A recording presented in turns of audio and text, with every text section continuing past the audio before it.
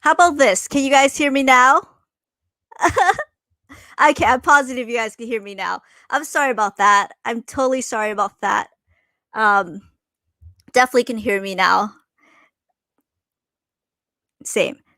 I'm positive you guys can hear me now. I just had to wait. Yep, the mic's working. I'm pretty sure you guys can hear me now because I just totally unmuted myself because I was just talking like a crazy maniac. But hey everyone, quick hey Chung, hey Master Blaster, hey Mike, hey Swami, perfect. I completely switched over to Streamlab. I was using Streamlab OBS. I had no idea how to use it. Completely no idea. It started just crashing me and I had enough. We had David, Uncle Dave on last stream and it crashed and I was so disappointed.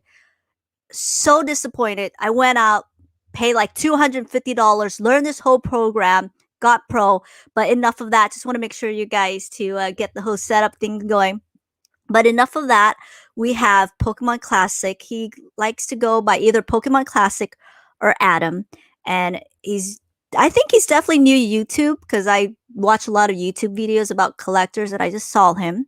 But enough about me. We're going to have the platform over to him real quick. All set?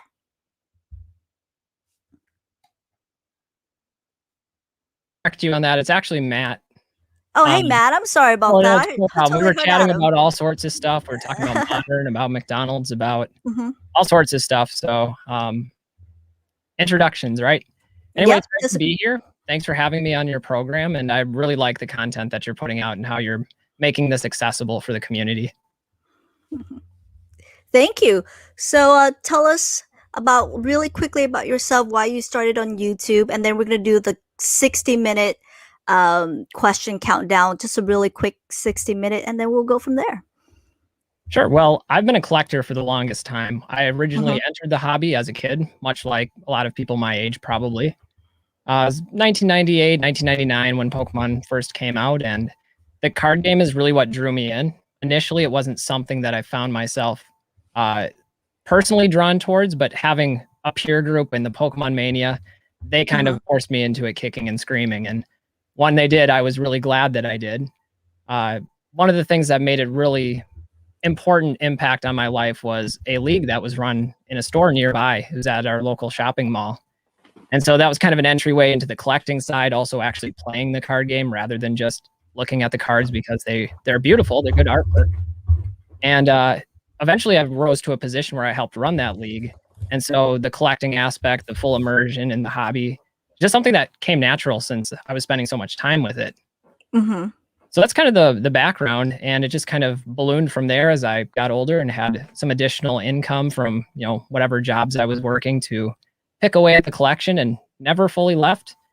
Here I am later, decided to share some of my tips, some of my experiences, some of my passions on YouTube. And, if I can help some people make fun out of Pokemon or figure out what they're interested in, or provide some helpful tips about how does PSA work, or what's it like to grade a card, or what are some things in the market to be aware of, I see that as a win-win. It's fun for me, hopefully helpful for others.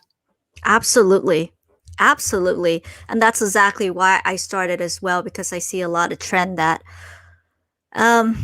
it's not very positive, and I just want to make sure that we go out and just start to educate and just help other new collectors as well. And I've seen some of your videos and you have a very impressive collection. So we're just going to do a quick rundown. This is something I've decided to do with all of my guests. It's only 8 questions. You have a minute to answer them. Very quick questions though. So that's a lot of pressure. That's definitely. But you've been collecting for quite a while, so I'm almost positive these will be definitely easy for you. Okay, ready? Fire away. Okay. Pick a starter: Bulbasaur, Charizard, not Charizard, Charmander, or Squirtle. I'm going to have to go with my buddy Charmander. I've actually got one right up here behind me, and I know you keep one in your back. I do too. I was going to say that. I definitely was going to say that. I actually bought a baby Halloween costume with motorcycle gear. So he's all decked out in his motorcycle gear. That's so funny. Favorite first-gen Pokemon, so the original? Going to go with Alakazam. It's definitely my favorite. I did not see that coming. Okay. Favorite Pokemon after first gen? Ooh, let's see. We're going into the Neo series because that's actually my favorite series. I know you got that PS10. Yeah, I might have to go with Umbreon on that one. Okay. All right. Favorite Pokemon set, of course. That one, I've taken some flack for people because, I'm into vintage. Vintage is my favorite. And although I would consider this card a vintage card, it comes at the very tail end of where I was collecting, or this set, not this card. But that would be Neo Destiny, the last of the first edition Wizards of the Coast sets. Gotcha. All right, this might be a hard one. Get ready. Favorite PSA card? Ooh, is this one that I own or one in general? You gotta own it. You gotta own it. Fair All right. enough. I want both. I definitely want both then after that. All right. Well, both. I think like the card that I would most like to add to my collection right now is one that I've had an opportunity to acquire a few different times. There's some sets that I'm really close to finishing in PSA 10, but in Neo Discovery, it's obviously the Yanma is one that's really difficult to get, but the Houndoom and the Houndour are both ones that have eluded me for years and years and years. So I guess the Houndour is actually one that I like more, even though it's the lower evolutionary stage. I think that card just looks so amazing. And it's not very often you see like 2 back-to-back evolution cards that get a holographic in the same set. So I'd go with maybe that one. As far as one that I own, man, that's a really tough question. You gotta admit it. I'm gonna say next round you say I get yeah, that's only a minute. I'm so sorry. No, it's okay. I could go with maybe like one of the first ones. I think the first card that I graded was a PSA 9 first edition Nidoking from base set. Okay. That was the first one that I got. So some sentimental value there. Absolutely. Likewise. I totally what you mean. I know what you mean. All right, another one. How long have you been collecting? I know you did a quick introduction, but this one should be fast.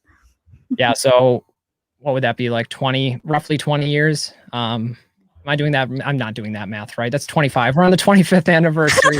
A lot of pressure up here. A lot of pressure. 5 years for PSA cards and like actual set collecting. We'd be looking at 2011, so 10 years. Nice. Last Pokemon pack you opened? A booster box of evolutions, and it was a lot of fun. a while back, or this was like recently? Right when it came out in 2016, before it cost an arm and a leg to do that. But my niece and nephew were around. It was reliving the childhood dream, seeing some of those artworks. Gotcha. And last Pokemon card you sent to PSA grading? Let's see. I sent an order of 13 cards, I think. And in that one, they were mostly Neo cards. So there's a couple Lugias, a couple Typhlosion 17s in there. I saw that. Yeah, there's a few, what are they? The legendary dogs, Entei, Suicune, Raikou. Gotcha. Others, but those ones. Gotcha. I know you did say this again. Just very quick summary. What got you into collecting Pokemon? Really, my friends. My friends drug me into it, and then I'm the one that stayed. So funny how that works. Excellent. And of course, you guys, this is a live Q&A. If you have any questions, please write on Facebook. Oh yeah, I'm streaming on Facebook as well. Write on Facebook. Right on YouTube, your questions will be answered and display. And of course, and let me go switch back. And thank you so much. You did an excellent job. Excellent job for 8 questions. you were definitely the first victim on that. I thought it was great just to go. And let me go here. The funny thing is, I think if you ask me the same questions again, I might give different answers. So fortunately, it's not like a test that I have to do a second time. Yeah. Very true. Very true. But I think one of the questions, if you were to ever ask me, it's probably what is my favorite Pokemon? But it's definitely, it's kind of hard. It goes back and forth. But if you ask me overall, what's my favorite first gen Pokemon?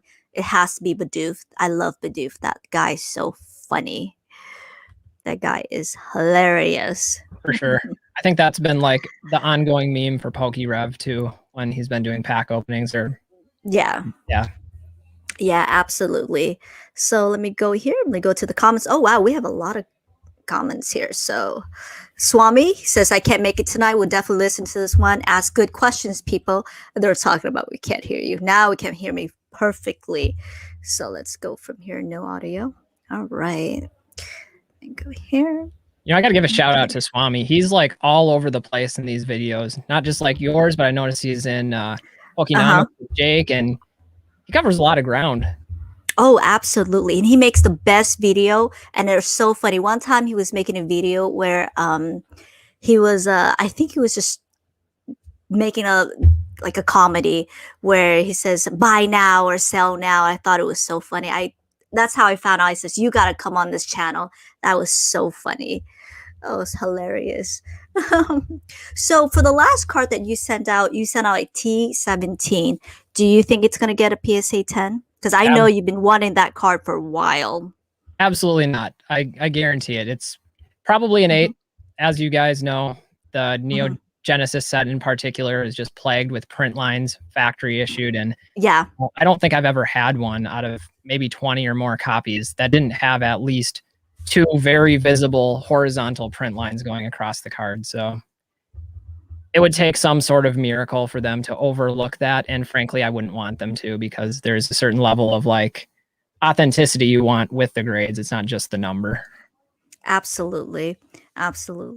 And so for PSA back then, when it was in backlog, now, how would you send your cards? Would you sending with bulk? Were you sending with express back then, or just regular economics back then? Right now, it's completely backlog. I think it's about 10 months. But how are you sending it now compared to back then before?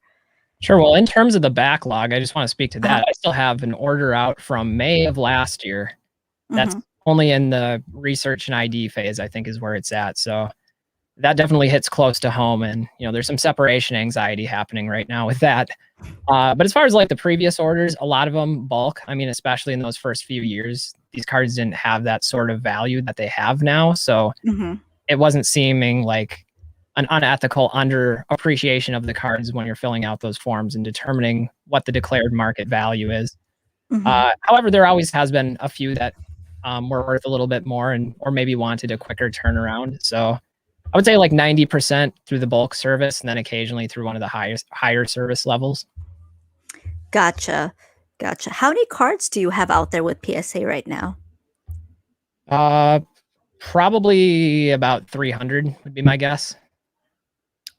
That's a lot. A little bit less than that, maybe like 275. That's a lot. Oh my goodness. Yeah. I'd like to send more, but like at this point, I just want to see them again before I start sending them more. You know what I mean? Absolutely. Yeah, I do. I think I have about like 8,000. I have so many. I finally got to a point where, okay, I'm grading my cards, because I was buying collections throughout collecting. I've never graded, and my good friend, the cat's Meowth, and I finally started to say, okay, we're going to grade our cards now. So, and what do you think about when the cards come back? And there's going to be a massive wave, because I know so many collectors out there that have their cards either PSA or Beckett. What do you think, how it will impact what's going on with the value of the cards when it comes back? It hits the market. Do you think it's going to be stable? Do you think it's going to decrease? Or do you think the market's going to correct itself overall? Yeah, that's a great question, by the way. I think that what we're going to see is the emergence or the further emergence of different sub-markets. And so I think some of the cards, especially the ones that are incredibly scarce in those higher level grades, are going to be relatively unaffected by that, because we're not going to see, a significantly more PSA 10s of cards that are pop 4, pop 5, However, I do think we are going to see some major difference with the supply and demand market. And right now, demand is almost off the charts, even in modern and vintage and everything. Supply, on the other hand, has also been taking a hit lately. Whether it's graded cards on eBay, there's not as much up as there were even a few months ago. And modern, it's flying off the shelves before people have a chance to get it straight from the source.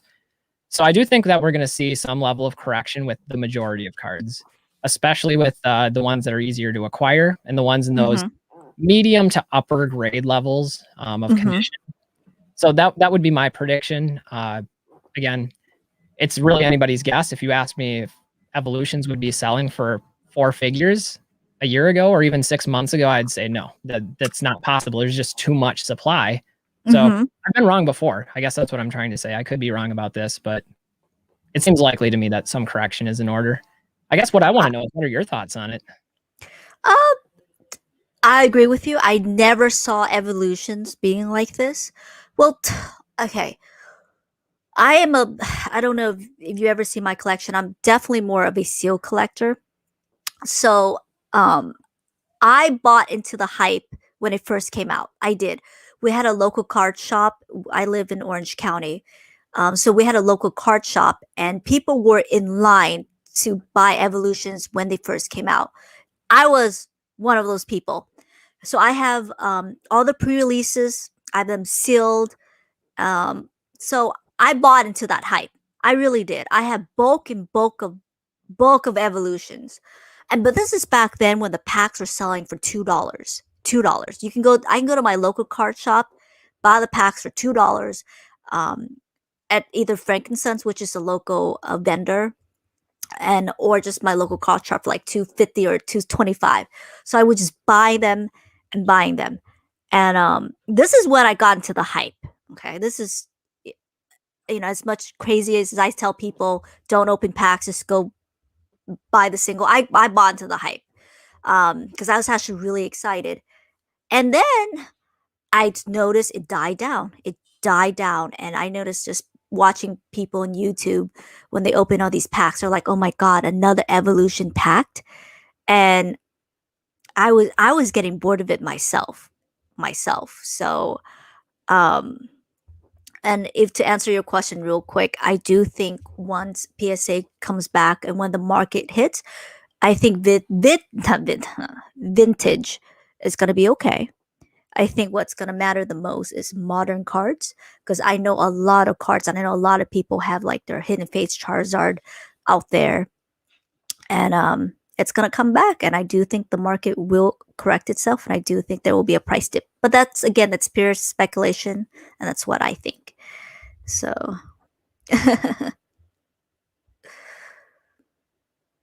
I was just laughing at that comment as well, and I think it's true. You do have a Joe Rogan-esque approach to journalism. Great questions. Joe Rogan. Hey, Christina. Hey, Geraldo. Let's get going. But back then, I don't know if you remember, but evolution was a complete joke back then. I don't know if you remember some sets that were a complete joke. Even Skyridge, when they first came out, people hated the e-readers, hated it, got used to it. Now look at it now. Um, did you collect legendary treasures at all? No. So I actually quit with like set collecting Hmm. after Neo Destiny. So there was a long gap from those years of the early E series and beyond where I wasn't looking at buying new product. I was still always Hmm. looking for those deals of older cards or fine vintage. And it was about in I don't know, maybe 2007 when I started getting into eBay, and that made Hmm. everything significantly easier than trying to find people locally to buy from. So anything Yeah. beyond like Neo Destiny, maybe some of the early E series sets or like Legendary Collection, all that's pretty much Hmm. foreign territory to me. Gotcha. Gotcha. So you're more of the Wizard of the Coast. So do you open any packs now, or do you um collectively, not collectively, selectively collect at all, or at all Yeah, for so with modern? it's incredibly rare for me to purchase any modern or to do any pack Hmm. opening. I will every once in a Hmm. while just because I think it's fun to do and it kind of connects with that childlike enthusiasm that probably brought all of us to Pokemon to begin with. So having that Hmm. experience is always good. But as far as for Hmm. collecting purposes, I'm really strictly a Hmm. vintage set collector. And that's kind of reflected Hmm. in my name. I'm Pokemon Classics for that reason. Yeah. That's where my interest Hmm. lies. But I do love modern, and I think it's a great resource and entryway for especially the younger audiences to have that authentic experience that many of us Hmm. grew up with. I think that's important to the sustainability of the hobby at Correct. large. Correct. And that's why with the recent video that you put out with the Madonna's video, and that's especially what I was telling other people about. You need the younger generations to come in with Pokemon, to hop aboard and start collecting, because you got to have demand in order to invest in, or people that want to collect. um, I was just telling my other friends, I was saying all those boxes that you know, people put away, all these boxes behind me, and all the things that you have, it's not going to be worth anything if they don't, if you, there's no collectors to buy it at all. And I do completely agree with you with the whole McDonald's issue. But have you seen it a lot where you live at all? Because I live in Orange County, and there's like 5 McDonald's within a 5-mile radius. So it's not happening a lot here in Orange County. Is it happening where you're at a lot? Yeah, that's hard for me to really answer. I don't personally go to McDonald's very often, although I did used to work there when I was younger, and I was on the other end of this situation with Mm-hmm. some really popular Happy Meal toys where people Mm-hmm. would come in and buy them all out. And as an employee, it was really demoralizing to look at kids that were sad and crying and asking for something that we just didn't have. So there is some empathy there from lived experience. I Mm-hmm. can tell you though that just from trips to Target and Walmart, that I definitely see that issue with modern product being almost Mm-hmm. completely inaccessible. Mm-hmm. And I do want to clarify too from my video, I've read a lot of the comments and interacted with Mm-hmm. people that I don't think there's anything wrong with people buying some packs from McDonald's or buying some modern product. It is a game that's meant for everyone, and that's the joy of the hobby, is that it is Mm-hmm. accessible to such a wide audience. The thing I think Mm-hmm. we need to be careful about though is when we exclusively take this mentality of, all right, I'm going to show up at McDonald's before they even open. I'm going to buy out the entire inventory so not a single person gets the opportunity to experience that, and just throw it up for a quick buck on eBay. And I don't think that makes you a bad person if you're doing that, but I don't think it's good for the hobby in the long term. And also, I think it's maybe insensitive to some of the kids that are hoping to get that same experience that we all got when we were younger. And for me, that's something that I think is really important to preserve. We are stewards of this hobby as adults. That doesn't mean Mm-hmm. we can't coexist. So that's kind of what I'm Exactly. Oh, I know. I definitely know what you mean, because both you and I got into collecting Pokemon, because we back then, um, you can go to your local card shop and get the pack. But look at it now. How can the younger generation start to collect when they're, look at the supply? And this is something that needs to be directed to Pokemon, and they have addressed it in some way. Have you seen the recent update that they gave at all? Yeah, the way I interpreted that was basically like we're gonna run the printers full throttle and Uh huh. we're gonna print and print until we can't print anymore. And I mean, if the demand's there, why not? Um, Yeah. it's maybe a little bit concerning about like what'll happen if that demand dies down and you have this mass influx of excessive supply. But Mm-hmm. I think again, it's an accessibility point mainly. Like modern is collectible. It's a great entryway for a lot of people, and I think it's best served for getting people into the hobby, particularly the younger generations. Yeah. Absolutely. Absolutely. So one question that someone did ask that I thought I couldn't even answer it, but I want your opinion to it. Do you think the hype for this right now, the current hype right now, is more, okay, how do I say this? When Pokemon first came out in 1999, do you think back then was the hype, I mean, sorry, I'm just trying to rephrase this question without giving too much. Okay. Do you think Pokemon's more popular now than back then when it was first released in 1999? Again, you're hitting me with these great questions. Yeah. I think that's going to depend on our definition of popularity. Like, Mhm. was it more authentic when it first came out? Probably. I Mhm. mean, you didn't have the same social media platforms and influencers and stuff driving the demand. You didn't Mhm. have all of the publicity of having a 25th anniversary and some of those Mhm. other pieces. However, are there more people involved in Pokemon, and does it have a larger reach and a broader spectrum of people that it's appealing to? I think the answer is now, where we Mhm. have adults like us having a conversation on a live stream Yeah. about Pokemon as other people are watching it in their adulthood as Yeah. well. But then it also appeals to that youngest, smallest demographic as well. And they've got every form of merchandise and movie and TV shows and stuff. So they're hitting a very broad audience now.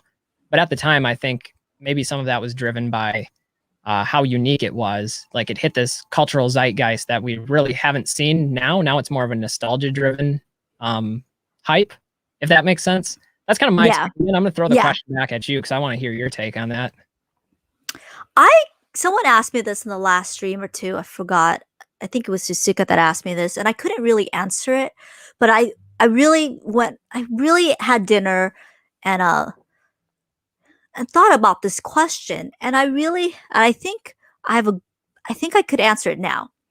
I think it's more popular now because back then, um, even though Pokemon was on HSN, I do remember back then when I was in I think it was like 7th grade when I started collecting.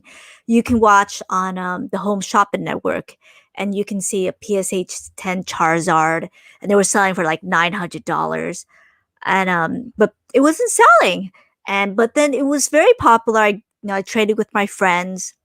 I still have the same cards that I have then, for like 22 years. That's in my little binder. Now it's off to PSA. But I can still go and get the cards. My mom can go buy me some cards back then at Target or wherever they sell it back then. Here, because if I was totally brand new and I did not have any friends or did not know anybody in the hobby, because I've been collecting for so long, I know local card shops, I know the owners. So when the merchandise come, when the products come, they would save it for me and they would give it to me and I would open it. But if I was such a new collector, I wouldn't even know where to start at the to buy MSRP, just to make it clear. Um, I mean, because people can go buy now, like Shining Fates. I think someone was selling Shining Fates for like $20 a pack. And back then, you can buy a pack for what, $3? So there's a big difference, a big gap from $3 to what TCG player has Shining Fates as $15. So it's definitely more popular now. The hype is absolutely there. Um, but anyways. Well, I think you touched on a really important point in how we're defining popularity is that accessibility piece where back then you didn't necessarily know where to find it, but you potentially could find it if you're going to the right locations. And here we have so many different realtors that are selling it and so many different online stores and stuff. And even then it's hard to track down. So that's a testament to how much demand there currently is. Yeah. And with what's going on right now with COVID, uh, oops, I'm not allowed to say that word on YouTube, but oh well. But due to the pandemic, what's going on right now, it's hard, and but that's what it is. So we got a question from SGR. You mentioned Skyridge was dead back then. Yeah. So what's going on in the local card store and the stores when Skyridge was out? I was looking for World Champions videos back in 2003 and can't find any. So what's up? So if you have it in input, you definitely can go first on this one. Yeah, this one's a little bit beyond my area of expertise.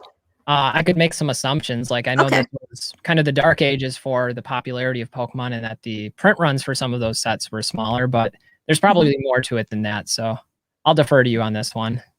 Okay. So when Skyridge first came out, they didn't like the e-reader at all. They completely hated the design. I remember that because I was one of them.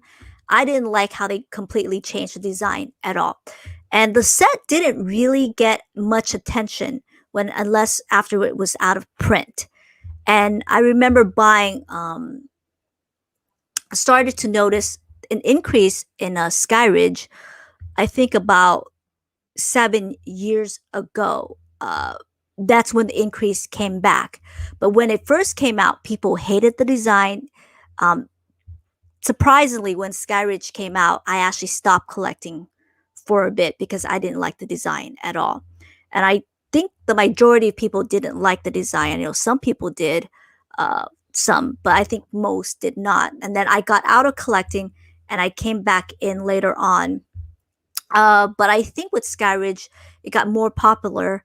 Eventually, people started to adapt to the art. I think the artwork brought people back, but I don't think how they switch it I don't think how they did the e-reader. That's why I think Pokemon bought back with the how they're printing the sets now, how they have the design now. So okay.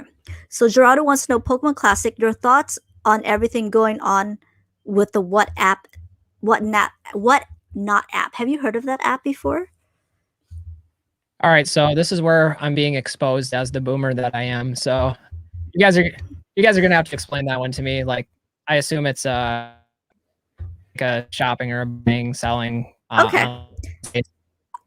Okay. I look at the screen. I'm going to show you something real quick. Okay. Yeah, go for Look it. at the screen. Okay. All right. I'm going to show you something real quick. Okay. All right. I'm going to have to do over here because this is where my streaming computer is. So I'm going to show you something real quick. Fair enough.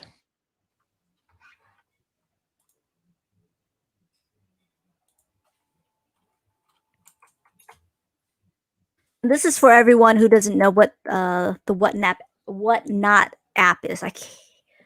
Real quick. Yeah, if any of you are also in that position with me where you're going to be learning this for the first time, go ahead and post something in the chat so I don't feel entirely alone on this. Okay. All right. So they can see the screen. That's perfect. What not? Oh yeah, I have 10. I'm terrible at reading my emails. What not? Okay. There you go. So if I remember this correctly, it's basically tell me if I'm wrong in the chat, you guys. Please let me know. It's basically kind of it's like a live pack selling, right? It's like pack selling box break where influencer like I know Rue Breaking Nate had a box break. I think Super Danny had one too, where they would basically do box break, and I'm not sure how much they would charge, but you have to get it verified. Like I think it's like StockX as well, right? Where if you want to do box break or anything, you have to get it verified first, and to make sure it's not fraudulent. I think that's what it is. Let me So see. just to confirm my understanding, when people are doing the box breaks and they're selling the individual packs to people, that's like the app payment system that they're using to verify those payments before actually committing to the slot for the packs. Do I have that right? Correct. Okay. So it's more like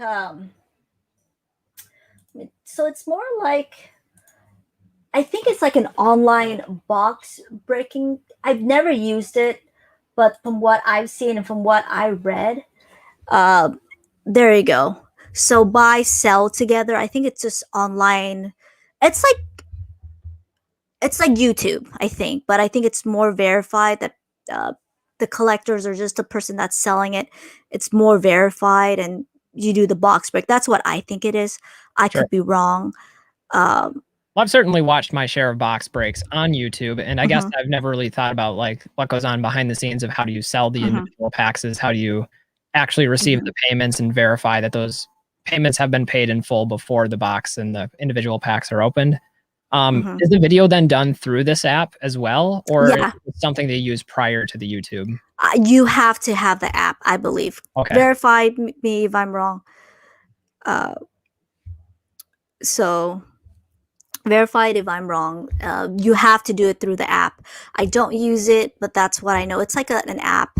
But all I know is that because I'm trying to start my own business, all I know is that they recently had funding and they raised $4 million for this app. So this app is quite popular in the community, but I'm not planning to download this app anytime soon because I'm not planning to spend $1,000 for a box break or anything like that. I'm not that cool. So Yeah, I mean, I have some boxes I could break, but I would prefer to keep them sealed and in the collection, you know? So I guess that hasn't really appealed to me. I mean, one positive of asking this question, though, is you get to show off the versatility of your streaming software that you're using for the first time, because this looks beautiful. Thank you. I'm actually pretty excited. I'm very excited. I'm very excited. I've learned all of this in 3 days. Like I dropped everything after work, I went, dived in, I learned, and straight on. And I said, that's it. Because after that Streamlab OBS and how they crashed on me, I just went, enough, enough, enough. The fat yellow side on the Sky Ridge and Legendary Collections are the cards that originally attracted me to Pokemon. That's very funny because when Legendary Collections came out, they hated the reverse hollows. Do you know what I'm talking about? The reverse hollows, like Yeah. this one. Yeah, they were like, yeah, that. They were like, it's too shiny. They hated it. I know. I remember the community. Most of it were like, it's too shiny. I can't read. And then look what happened now. But that one, I didn't see. Was that a PSA 10? That was a 9. That was a 9. Yep, I sent this one in for grading myself. Here, I'll see if I can actually can't. Yeah, let me focus. 1 second. There you go, you guys. Yeah, the camera's manual focus, so it's not going to focus unless I focus it. But we'll. Oh, geez. Oh, there it is. Oh, you have my Holy Grail card. Someone said that is so funny. Yeah, so that one, an interesting story. I was like you. I was buying collections when I was early years of eBay, and they weren't nearly as expensive as they are now. But still a lot of money when you're just entering your working phase of your career. Yeah. But I had bought a massive collection from somebody, and it sent stuff out to me, and I wasn't even sure what all of the things were that they were sending me. And then about a week later, I get another package in the mail with a note from the same person. They're like, oh, I found some other stuff, and I figured you might want this. And it had an entire reverse holographic set from Legendary Collection, along with like a bunch of promos and a lot of beat up cards as well. And I was so stoked to get all of those that I reached out to him and I was like, this is worth money. Let me pay you for this. But that's the story of like the free Legendary Collection that came in the mail that I wasn't expecting. So wow, that's where that came from. That's awesome. Hefe says, I ain't a boomer baby. I don't know what she's talking about either, bro. It's the what not app. I don't ever intend of using it, but other than that. So are you a seal collector like I am as well? Not entirely, but there was a time when it was getting really hard to find collections and mint ungraded cards. And so I did for a little bit shift the strategy of like, I think boxes could do well in the future. They're sealed. People are opening them. And this was like maybe 4 years ago. So I started buying some boxes. I should have bought more. And honestly, they're really cool because if you're a set collector like me, you always have the possibility of opening those boxes. I didn't, though. I just kept them sealed. I think I have 3 boxes right now. A first edition jungle, a first edition gym challenge, and a base set, non-first edition, just an unlimited. But yeah, so that's pretty much the extent of my sealed collection. And I do have some odd rarities too, like if you've ever seen the demo packs that released at E3 that first year. Yeah, I do know. Yeah, I have one of those. That's pretty cool. Yeah, someone had that on Verbank for. If you have it, show it to them. Someone had it on Verbank for I think $200 a couple of months ago or a year ago. I should have purchased it. Oh well. Was it? Yeah, like a couple of months ago. Someone did have that. Does this count as sealed? Let me see. Hold on. Let me see that. It's the sealed E3 Red Cheeks Pikachu. Oh, that's nice. That is nice. Oh, the E3 for every. Let me see. So for whoever don't know, there's an E3 stamp on that, with that Pikachu. So we'll try to zoom in. No guarantees. Okay. Oh, geez. This is really hard to do because everything is backwards for me. Okay. All right, maybe we could do this instead. It's a manual lens camera. Bear with me. Yeah. All right, I can't get it to work. Now I've messed up my focus.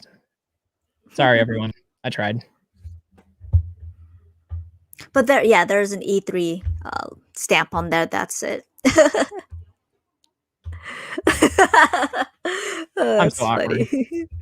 Not at all. Not at all. Not at all. That's funny.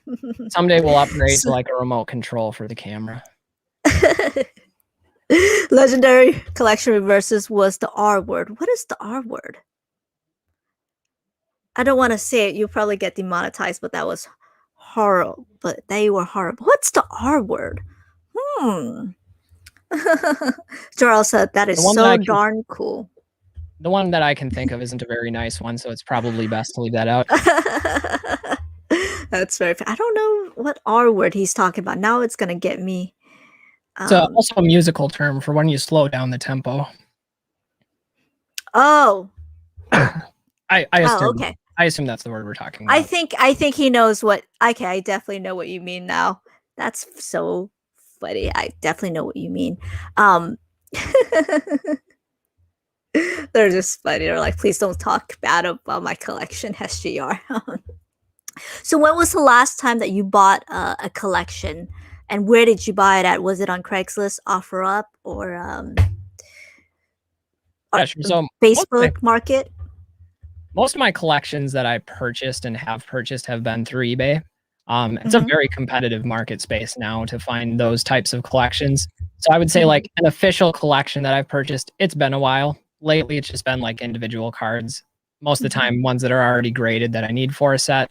Or in some situations, if I find one that's an ungraded copy that I'm interested in, then I might pull the trigger on that just to take the risk on it. But in the past, those types of collections were readily available.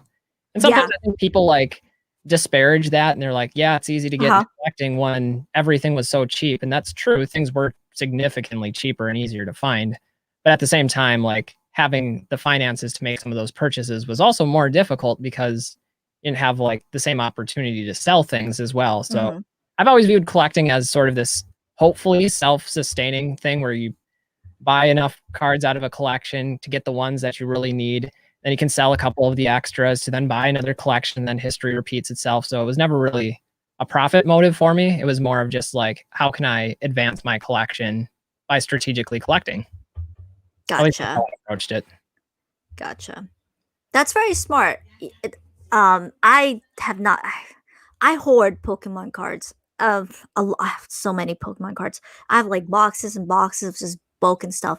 I just keep buying and never sold. And hoarding Pokemon cards was actually the only one thing that paid off. Oh, thank goodness. Maybe not the bulk, but um, I I think that's what I'm gonna do from now on because there's some cards that I do want graded. So I'm actually thinking about selling, but knowing me, I mean, I haven't really, I did not, I haven't sold anything for like 20 something years. I might sell, but I'm not going to buy now. If anything, are you buying with this current market at all? Or are you just going to say, you know what, we're going to hold back for a little bit, wait till the prices, if they correct themselves, if ever? Or do you think I'm going to buy now before it goes up higher? Yeah, I mean, there is still some buying that I do. It's definitely more strategic now. Uh huh. Really, my goals as a collector were to complete sets. And so as I've Hmm. gotten older and amassed pieces to the collection, the list has Hmm. narrowed of what I still need. And I'm not overly interested in having duplicates of everything. Like there are some cards that I've held multiple duplicates of just because either emotional attachment or they were things that I felt were undervalued and I would rather just keep. But at this Hmm. point, like I'm not that interested in pursuing cards that I already have when prices are as high as they are. Hmm. And the few cards that I do need to still complete some of those sets are well beyond what I can reasonably afford, unless I were to Yeah. sell some of those big cards that I have. And I described this to some of the other collectors that I've spoken to as sort of this collection stalemate, where in order to get the things that you still need, you have Hmm. to part with some of the things that you already have, and it's difficult to do that. So it's been a tough place to be in.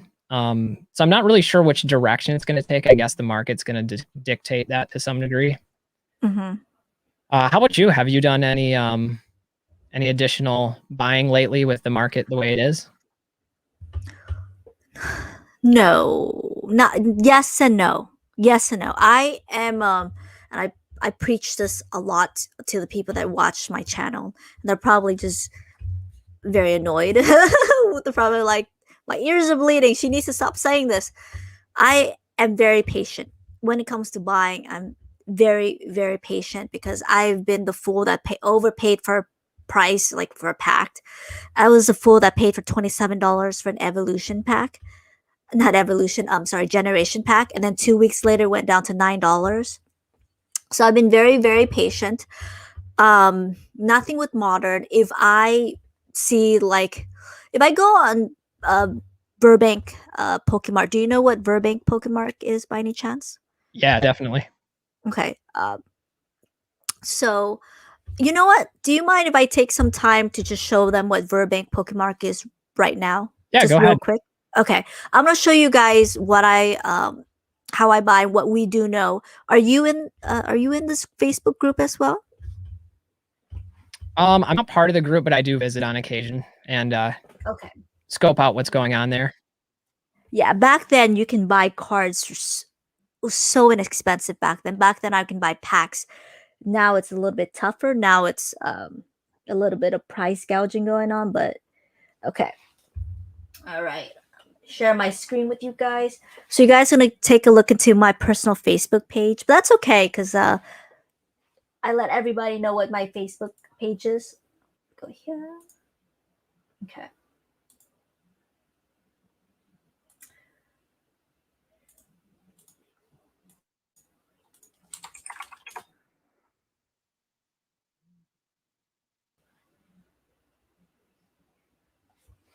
And of course, the internet just completely lagging. Okay. So,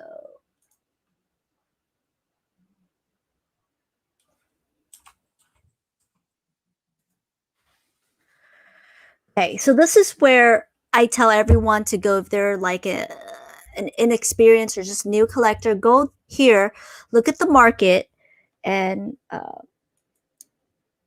okay. So this is where Burbank is, and it's run by Charlie. And it's a great guy. I hope to get him on stream. So, um, real quick, so this is how people are selling. See, they're doing a claim sale. So, what the claim sale is, you guys, these are the cards that someone else, not someone, but the seller is posting, right? You guys can see the seller's posting all these cards. And what claim sale is, so he's selling this Machamp for $11 and he posted the picture of the back. So the first person that types in the word claim will get this card for $11. And this is a first edition Hollow Machamp. So that's how I've been seeking these cards and that's how I've been looking for deals. I still think this is a great place to buy. Let me see if there's a claim at all. Do you ever participate in claim sales at all? I actually never really have. Mhm. I I've I don't know. I've done most of my buying and selling pretty much exclusively through other collectors that I know or eBay. And the reason for Mhm. that is again, I'm looking at stuff that's generally vintage, high grade, really expensive cards and often, those are going to be found on a larger marketplace than some of the Facebook marketplace or Instagram or some of those other social media platforms. Mhm. Also, Gotcha. I started on eBay much earlier, so I've kind of built up a reputation there, and so it's what I'm familiar with, what I'm more comfortable with. Gotcha. Gotcha. That makes perfect sense. And especially with right now, I mean I don't think there's a lot of high-end product on Burbank right now. Not that I see it, but I've been looking. But I'm trying to hold back, so that's why uh I'm not actively looking, but little cards here and there. So for example, someone posted this Dragonite from Evolutions for $2. So he posted the picture of the back, and the first person that writes claim, which this guy did, will get the card for $2. So that's claim sell. So it's like a first come, first serve kind of ordeal. But this is where I'm usually very active. I slow down a lot. Uh, so these set of Pikachu and all that good stuff, this is where I recommend people if they're new just to go there, join this Facebook group. Again, it's Burbank Pokemon City, Burbank City Pokemon. So that's where I recommend.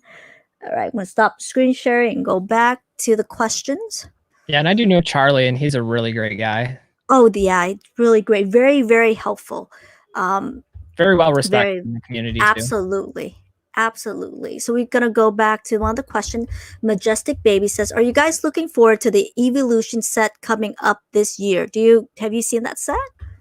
Yeah, like I haven't looked at it a whole lot yet, but I was aware Mhm. that they were doing an evolution set, and how can you not like that? Like that appeals to so Oh, many collectors that it yeah. seems Oh like yeah. a home run in terms of you think of your demographic and what did the people want. And Pokemon's definitely doing that. They're giving people what they want right now.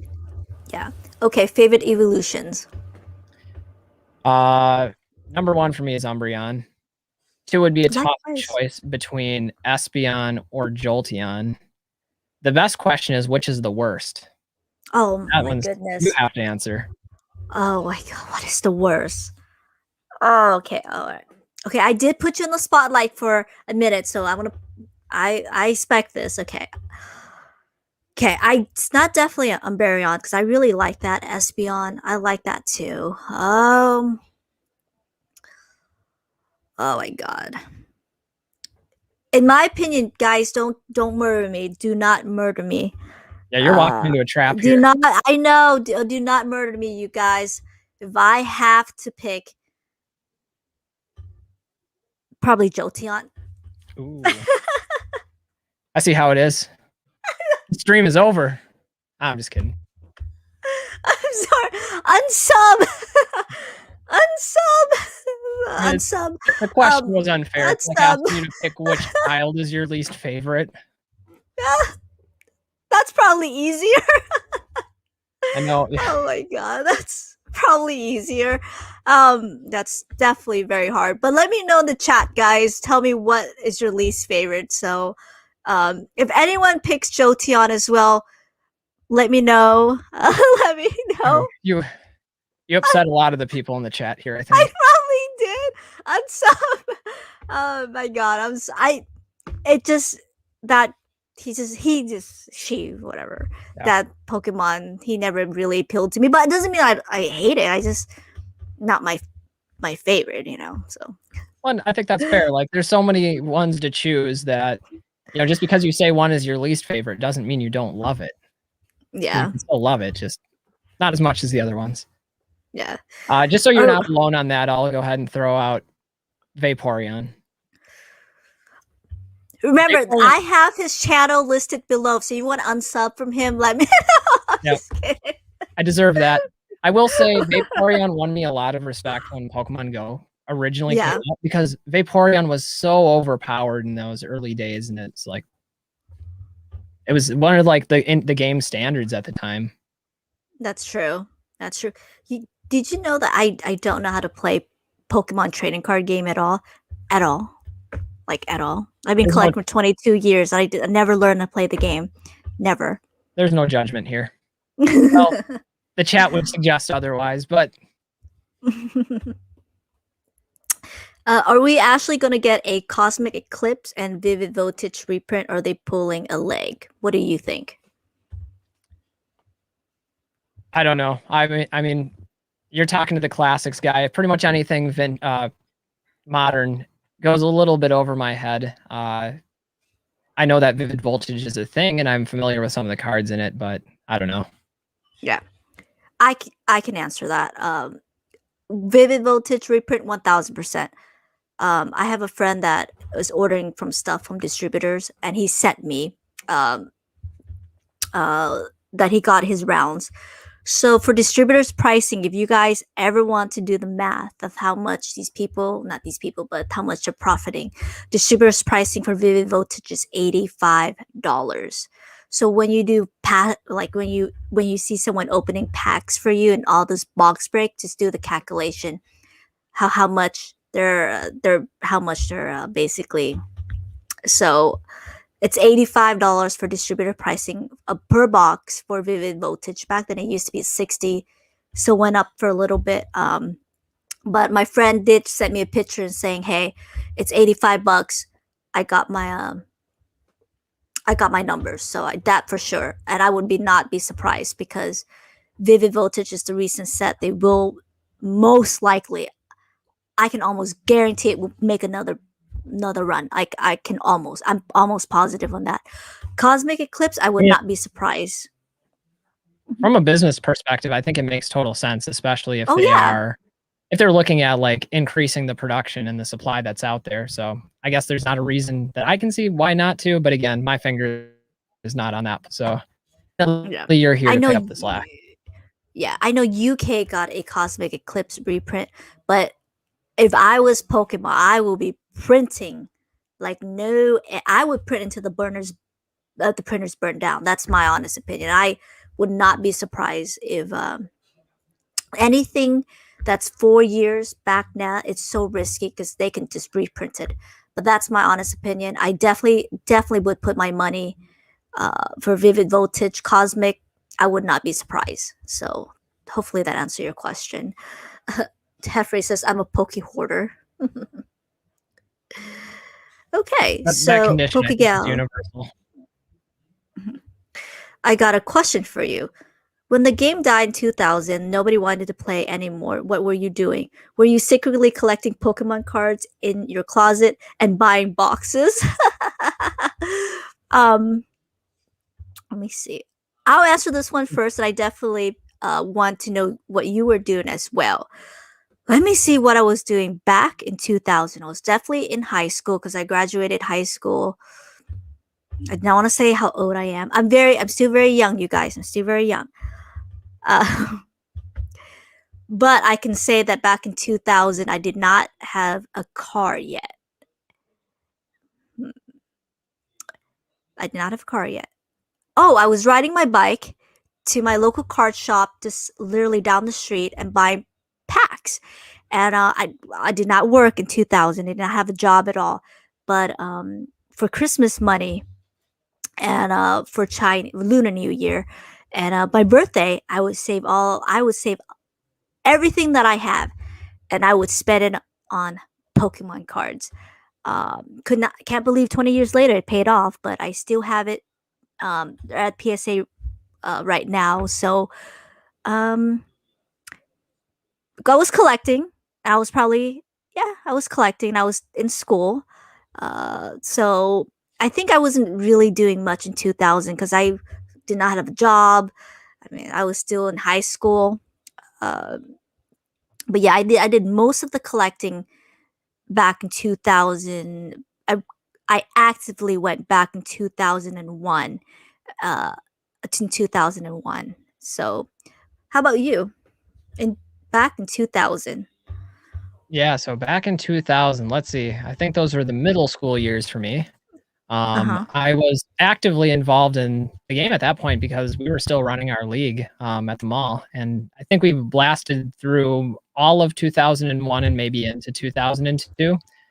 Mhm. In 2000, actually, that was the year that I think it was the first one, the Super Trainer Showdown for competing Mhm. was happening, like Mhm. regional qualifiers all over the country. Mhm. And I attended one of all there. I didn't do well enough to qualify or anything, but that was super fun. So that was right in the thick of things. For most of my collecting was just trading with other people in the league, and I wasn't really concerned about condition. I was a set collector at that point where I wanted to fill out all the binders, and any opportunity where somebody had any card I needed, even if it was a common or an uncommon card, just to fill the slot, the binders would be open, trades would be made, whatever I could get, even if I had to give up a little more to get it. I wanted it. So yeah, 2000, great year for me with Pokemon. Where it got tricky was, I think, between like 2002 to 2010 is where, I was really hammering away at school and college and Yeah. other life things. And so it definitely took a Mhm. backseat those years. Yeah, that's true. Very true. Hmm. That's a great question. Now it got me thinking. What was I really doing? When you've been collecting for so long, it's hard to just pinpoint the exact year. What were you doing? So, um, but likewise, I definitely did put collecting in the backseat when I was going. When I went to law school. Uh, just basically just going through life. But yeah, I definitely know what you're talking about. Just basically, hey, and back then collecting Pokemon cards, you can go to your local Target and get your boxes. Like these boxes in the back that I got a couple of years ago, they were buy one get one free, and they were on the shelves everywhere at the local Target back then. But now it's just absolutely nuts. Yeah, and some of those years too, like the 2001 Mhm, maybe through 2010. Well, maybe not even mhm, that far. Maybe like 2007. mhm, If you wanted to go and buy stuff and collect stuff, it was very difficult to do just because there weren't stores that stocked it. Mhm. Even places like eBay weren't well established for a collectible market, so there wasn't necessarily a ton of options available in those early years. Mhm. So kind of difficult to do during some of those years. That's true too. Yeah, that's true. Hey, Hisuka 107, there you go. That's if you go back, he basically answers the question that we were talking about, what's more popular now or back then, and not 2000, now or back in 1999. So he said, "How is it going, sweet cheeks?" I think that's directed for you. I assumed it was directed for you. Maybe you can share that. No, it's to you. Uh, Well, I'm not one to there- turn down a compliment, so this is flattered. definitely for you. I love your videos. Your content is amazing, and it is, by the way, it is. I think that one was probably directed for you as well. But Absolutely not. Not with the computer crashing. Absolutely not. I think this is one's for you as well too. Well structured, thoughtful, considerate of many aspects, and great graphics. Absolutely. well, I appreciate that. I have a lot of background in video editing and used to do some freelance, like really in-depth highlight video type of work. And so, Mhm. doing these types of sit-down commentary videos comes really naturally to me. Still a bit time consuming at times, especially when you're somebody like me that tends to ramble and you get to the editing phase and you're like, ooh, this is 30-minute video. We need to cut this down. I just shot Hefty's in the heart with Jolteon. That's funny. Yellow card brings good vibe. Vaporeon is weird, to be honest. Hey, you got someone that sided with you. There you go. Yeah, that's because Majestic Baby knows what's up. Mike says Vaporeon was awesome at the beginning of Pokemon Go. Just needed to name your Eevee trainer and you were good to go. Do you play Pokemon Go at all? I did the first few years, and there was this trick where if you had an Eevee, there were different Uh-huh. names you could name it, and it would cause Uh-huh. it to evolve into the one that you wanted. So having Rainer be the name that you named it, it would Mm-hmm. evolve automatically into Vaporeon. Otherwise, it was just randomized. And so those first few years of Pokemon Go, so much fun. Like I think that's the closest our world has ever been to world peace is during those first few months of Pokemon Go. Eventually, though, I got locked out of my account and I couldn't get like my email back into it. And so that was kind of the dividing point of where I walked away because I didn't want to start over. So I haven't played in years, but those first couple years were so much fun. Correct. Goes, Mike knows. That's so funny. He goes, you were in high school in the year 2000. What is that supposed to mean? Yes, I was in high school. Does that mean I'm young? Or that's probably does it mean how it's so funny? Your audience is really throwing some shade tonight. They're used to it. Like passive They're used. aggressive too. They are. They're very very funny. We use. Where is Jose? Jose throws the best shade. I really enjoy him, but I think he's busy. But Majestic Baby, would you guys trade most of your collection for a Pikachu illustrator? Do you want to go first or should I? Oh no, you're the guest. All Absolutely right. you. Well, I think financially that would probably be a really wise move because that Pikachu Illustrator is the most desirable card, I think, bar none. However, I'm not that interested in those cards because they didn't have that personal childhood connection to me. And so when Mhm. I'm looking at collecting, what brings value to me and what brings joy is the memories, and that's what the cards mean to me. So I would prefer to keep with like the English set cards just because that's where my level of familiarity lies. But honestly, if like we're talking about value, it would probably be a really good investment to do that. That I is wouldn't though. true. That's a very good question. That is a very good question. To trade all of the PSA cards that you've collected throughout the years.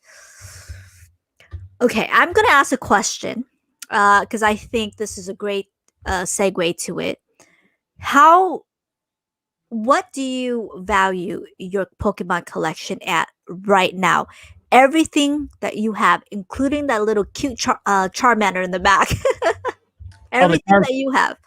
the Charmander makes up the majority of the collection. That's where all the value lies. Um, and that's really tough to say, especially with as much as the market has moved. Um, I would say it's pretty well established in the 6-figure range. I don't think it's at the Mhm. 7-figure range. it's hard to say because even like looking at October versus late December, significant drop. Now Yeah, maybe like it's climbing back up a little bit, and then it'll probably yeah, take a significant drop again at some point. So yeah. I don't know. It's a sentimental value that I think makes the most sense for me because a lot of this stuff I Mhm, wouldn't be interested in selling. mhm. However, there may come a time when I decide to sell some of the collection because, life. But yeah, it's hard to say. Yeah, yeah. Uh, to answer that question, my collection is actually in the seven figures range because I have a lot of sealed products. Um, it's probably not as much as the Pokemon Illustrator, but it's probably in the seven figures range. And I was telling the people in the last stream that um I invested in other. I have a pretty diversified portfolio when it comes to investing. I bought property, uh, but I did not fully invested in Pokemon cards because I have a friend and he was selling back then a couple of years ago. I said this again and over again every stream, but I this is how much I regret this. He had a sealed box of just base, and this is 5 years ago, 5 or 6 years ago, and he was selling it for $250 sealed, $250, and I bought two of them. And he asked me, he says, "Can you please buy, or do you know anybody that can buy the other three? I can't sell it for $250." I passed on that, um, which was a big bummer. Uh, but I never saw this coming. I never did. I never see any of this. Whoever said that they can see this, what's happening with Pokemon right now, I don't believe it. I never predicted this.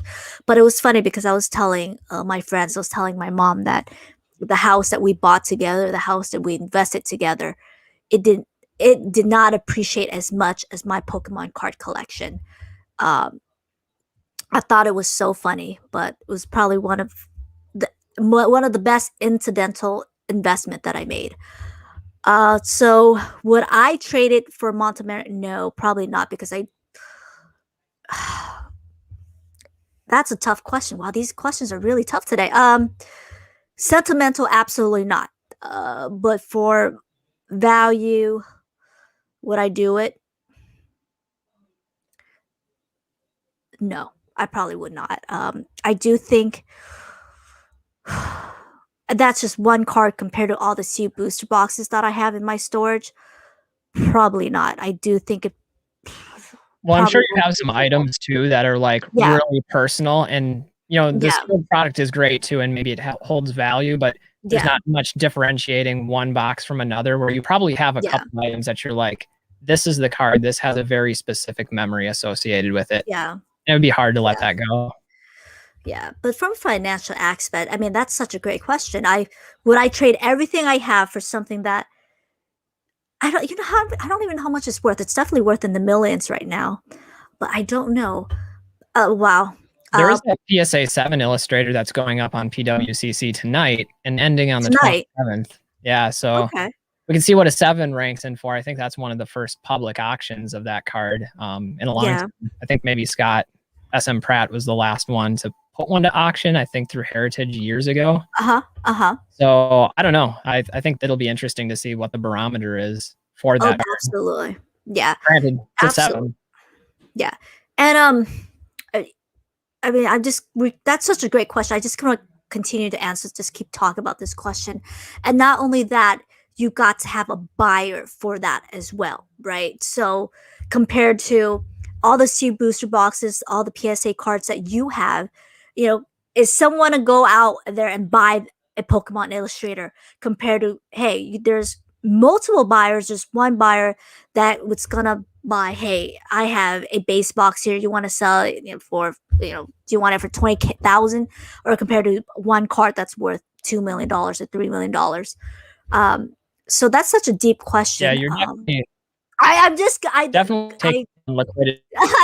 I, I'm a, I totally, um, but most likely to answer that question, no overall, because I don't think I would ever. It will be very difficult just to find a market for that particular card, to find someone that will pay that much. But so probably not. I'll probably keep what I have now for the sealed boxes. Thank you for that question. I hopefully we just kept on talking, but it was such a great question. Okay. What were you guys' first Pokemon card? Mine was an unlimited jungle Nidoran female. I like that. And a fossil Ammonite. So I was anticipating this question, so I actually put it out because they'll have Shadow Raichu. Mm-hmm. Oh, This wait. was my first. Hold on. You're lagging just a little bit, by the way. We got some pretty heavy snow here in Yeah. Oops. There you go. Zoom it in just a little bit. Yeah, you're lagging just a little bit, so they probably can't see that. Oh yeah, there you go. I'm shocked it's not graded. It's in a top loader. Yeah, I thought about sending it out for grading. It's in pretty poor condition. And right now I just didn't want to send it because I don't want it to be gone for 3 years before I ever get to see it again. Or however long PSA takes. 3 years. Yeah. Would you consider expressing it? I suppose I could do that. That's a lot to spend on a card that's going to get like a 2 or a 3. But yeah, it's $75. Yeah, for a 2 or 3. Yeah, absolutely. A lot of sentimental value on this one, though. I remember the situation of getting this one. I was with my friend, and it was his birthday party. We had an all-nighter. We were getting up to go to the card store the next day, and his parents had given him some money to buy a card, and he ended up getting a Poliwrath, I think. And I had some leftover allowance money and stuff, and originally I was thinking of getting a couple of packs, and Raichu was there.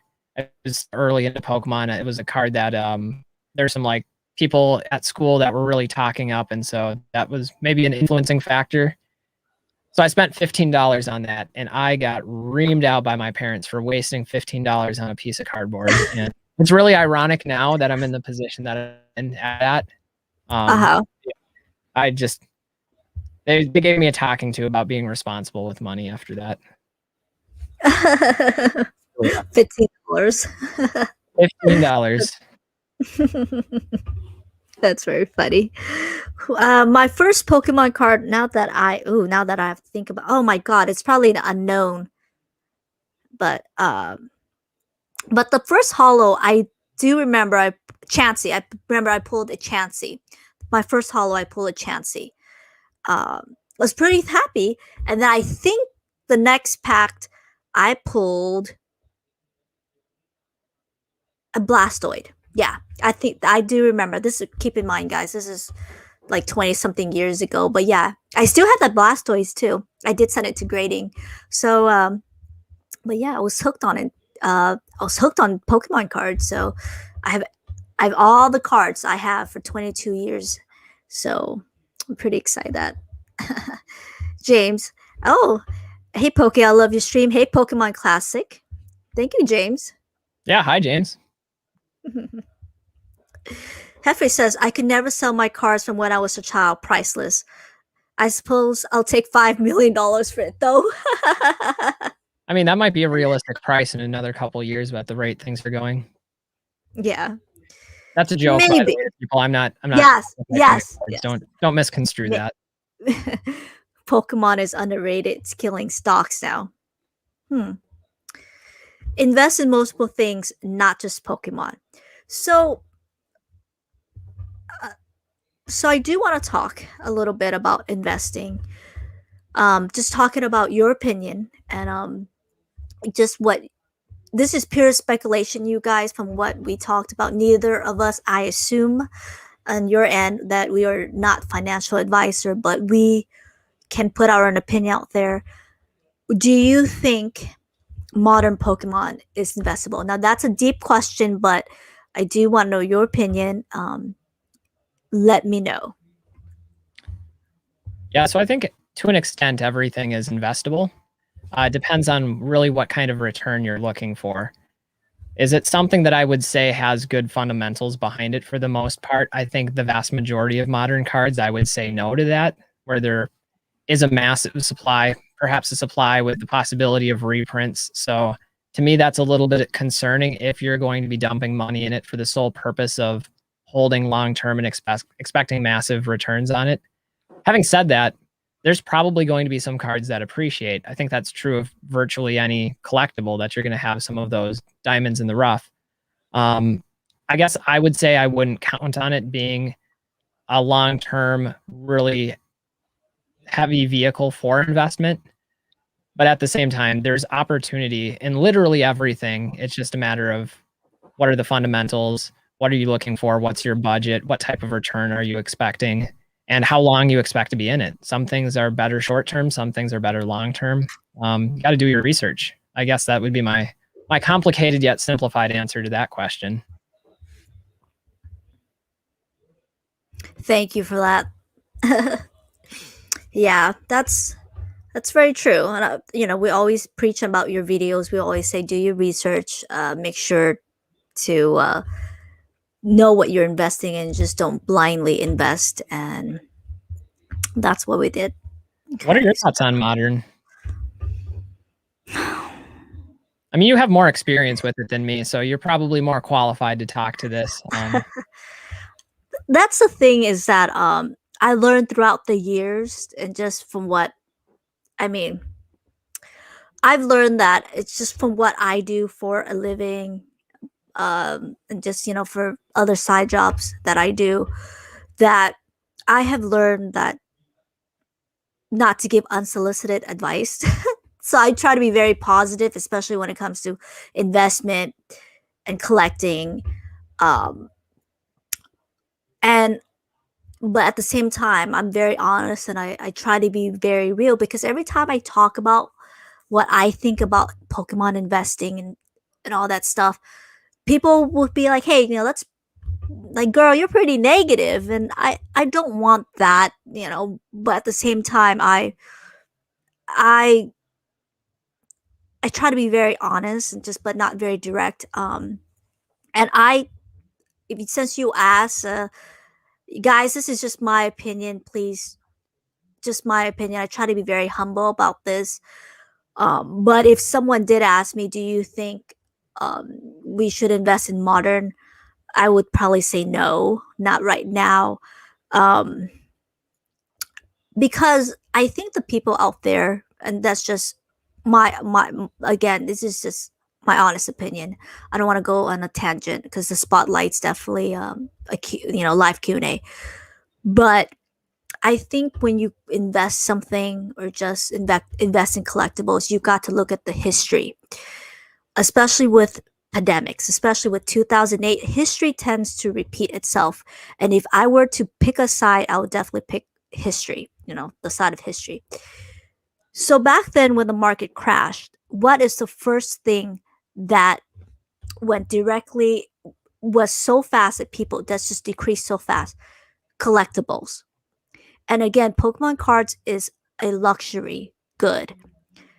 When the market crashed, it doesn't matter what how many PSA pop there is in the card, how many seal collectibles, because you got to have people that's buying it, you got to have the market, and you got to have people with money to buy it, you got to have the demand. Is because collectibles, I'm sorry, is because Pokemon cards are a luxury good. I believe the market does, when it crashed, and most likely it probably will, because the market, just history tends to repeat itself. I do see it coming, just based on what I'm reading, what I'm learning. Um, I don't think it's a good investment right now, but if people do invest, I mean, don't get me wrong, I still buy seal products to just put in the storage.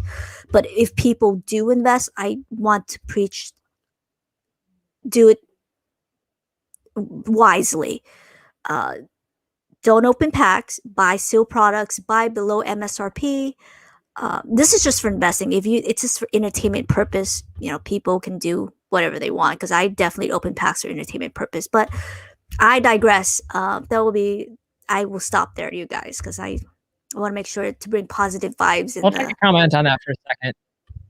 Okay. I do think it's interesting that we approach the question from different perspectives, where I talked more about the supply issues that I foresee with modern in the long term, and you kind of addressed it from a demand issue. So it's interesting to me that we took like a similar, I think, like suggestion of do your research, be responsible, don't overextend yourself if you're going to be purchasing Yeah. things. Ultimately, I think we would both agree that if your motives are just making money from Pokemon, you're probably going to have a bad time here. And Exactly. it's the joy that you get out of it. And like the age old advice is to collect what you love. And generally, if you do that and you do that judiciously, you're going to come out okay. And even if you don't, you still have that experience from it. So I think that's maybe the safe answer here. Correct. And I do think that some people are in it for the money, and it's definitely very easy to see. Um, but again, uh, but absolutely spot on what you said. So um, he bought the Raichu for clout back in elementary. Respect. It's true. Hey, That's pretty Brandon, much how it went. that Pokemon. So, SR, what are both of your top 3 generations? If I had to choose Gen 1, Gen 2, and then surprisingly Gen 7 because of how fun it was, because Gen 6 was horrible. Yeah, so for me, if I'm addressing that question, it would actually go sequentially because that's when I had the most immersion to the least. So I'd say Gen 1 for me had all the magic of, experiencing it for the first time. Gen 2 was great. The Neo sets are some of my favorites, and that's the same time they did some innovative things with the game too, I think at that time. That's when the baby Pokemon were released. That's when the new Dark type and Steel type were released. And so I think there was a lot of excitement over some of the new game mechanics that they offered. So to me, those are definitely 1 and 2. And then I would say like even that, like Gen 3 would probably be my favorite, Gen 4 my 4th favorite, just because of exposure and experience. That's true. That is, yep. Yeah. What do you think about the new type of Pokemon they're coming out? I think it's more animated what they have, right? Just unless I'm wrong, but it's more the new Pokemons that are coming out. Some I can't even pronounce. Some were just weird. Like Mushana. Do you know that Pokemon? And not Mushana? really, no. And Oh, this is I where I will show show. my boomer side again, because the further we get into Pokemon, the less I know about it, and that's just because it hasn't been on my radar. But I do know, like, I've looked at some of the designs of the more recent Pokemon, and some of them I'm like, I don't know about that. But others I'm like, this is cool. Even like while playing Pokemon Go through the Gen 3, Gen 4 stuff that I'm less familiar with. All right, do you have a picture that you're going to show me? Oh, I am. Oh, perfect. I want. Tell me what you think this Pokemon looks like. Okay, I'm gonna show it Okay. to you right now.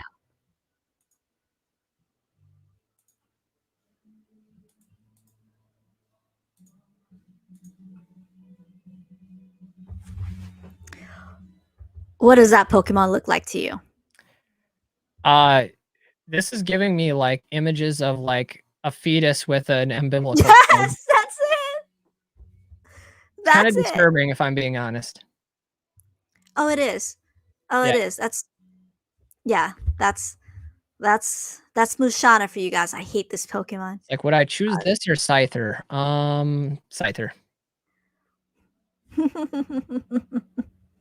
Yeah, that's the fetus Pokemon, but they're definitely running out of ideas for that one, without a doubt. So, ugh, Mushana.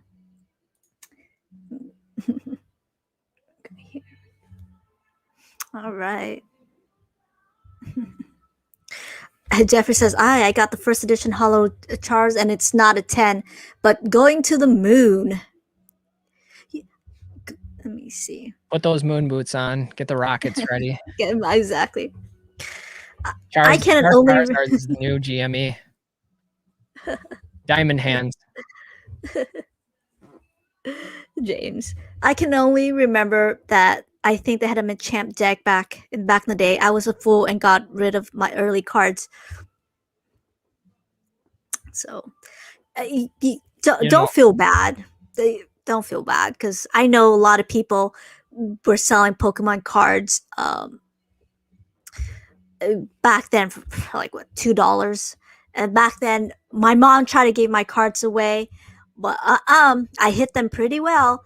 And I'm sure you have friends or family members who's like, I wish I never threw my collection away. see, I never hoarded everything either, like you did, but there's certainly sales that felt necessary at the time, and perhaps they were, and they helped fund like other pieces that I needed to buy. But looking back at some of the items that I've parted with over the years can be a pretty depressing thing at times. So I feel your pain out there. I think like I actually had another first edition based Mhm. on Charizard that was a 9, and I sold it back in the day for $700, which was a really good price at the time. But you look at where it's at now, and it's easy to beat yourself up on past decisions. But Yeah. that's hindsight. And I'm not sad about it. I'm not depressed about it overall, because just dumped that money back into the hobby and bought other things that made their way into my collection. So I think it's Yeah. one of those things where you can't be Hind- too hard on yourself. yeah. Hindsight's definitely 2020. Yeah. For sure. Yeah. What do you collect anything else besides Pokemon cards? Funko, Dragon Ball Z, Yu-Gi-Oh. Yeah, I don't know if I would say I collect other things. This is my primary like collecting aspect of the hobby. There's certainly other hobbies that I'm engaged in, but they're not collections, so to speak. Gotcha. How about you? What else do I collect? Um, I went to the Funko route for a little bit, and then I did not like it. Uh, oh, you know what? I stopped collecting, but I um I have a pretty nice video game collection. I will live stream that one day. So I have all the vintage set. I have all the modern set. I have a PS5. I have all of it. I will like I have a pretty nice collection with that. But I stopped collecting a long time ago. But I guess, yeah. I guess I have a collection of it, but doesn't mean I'm still collecting. What else do I collect? No, that's probably about it. Most of my money goes into Pokemon cards, and I'm saving to buy another piece of property. So I'm not really collecting anything else, just besides Pokemon cards. So yeah, that's about it. Swami says the new baby Pokemon Taxel is my favorite from Sword and Shield. Grumpy Togepi. It's hard to imagine like a grumpy Togepi too, because I don't know if you've watched the anime, but Togepi was like the most innocent looking thing ever. Is there a reason why Pokemon and Lego won't stop being stubborn and work with each other? If they drop a Lego set, it will be the biggest thing of all time. Hmm. I think there's potential synergy there if they did get it together, especially if you have like a limited edition promo card release in those Lego sets, Mhm. because both of those are so inherently collectible and appealing to basically the same demographic. That's a great question. Like there's so much potential if they ever decided to do something like that. Yeah, that is true. Yeah, it's true. What other collab would you like to see with Pokemon? Now that I'm thinking about that question that I just asked myself. Yeah, this is a tough one. I guess I've always wanted to see a new Pokemon game that's still reminiscent of the original Game Boy games and has some of the same game mechanics, but do it through VR. Like I feel like there's such a great opportunity there for like Oculus or one of those VR companies to give us like an immersive 3-dimensional world where maybe you have like the controllers and you're actually throwing the Pokeball and it has like the responsive stuff. Like to me, that would be really cool. Yeah. Hey, yeah. Hey, now that I'm thinking about it, that's cool. That is great. I actually have a VR set that I have not touched in a long time. A long time. I bought it because I was playing Tetris, and I bought the whole VR set. After that game, I was done. I'm not touching that VR. It was for the I'm a big fan PlayStation of Beat 4. Saber. Yeah. I love rhythm games. Pistol Whip, Beat Saber. I used to play some Dance Dance Revolution back in the day. Love rhythm games. YouTube won't let me change my pick so I can show the Zard. That would be crazy. Tried a VR once in Best Buy. I was shouting in public. That's so funny. Now just imagine if that VR that you were trying was a Pokemon game. Just saying. That is true. That is true. Okay, I wanted to go back on this comment that I saw. Pokemon won't crash, but maybe retrace. And if Pokemon crash, everyone with deep pockets and expendable cash would swoop in and snatch everything like Rudy. Thoughts? I actually agree with this opinion, and I tend to be a bit more bullish, I think, on Pokemon's long-term future than a lot.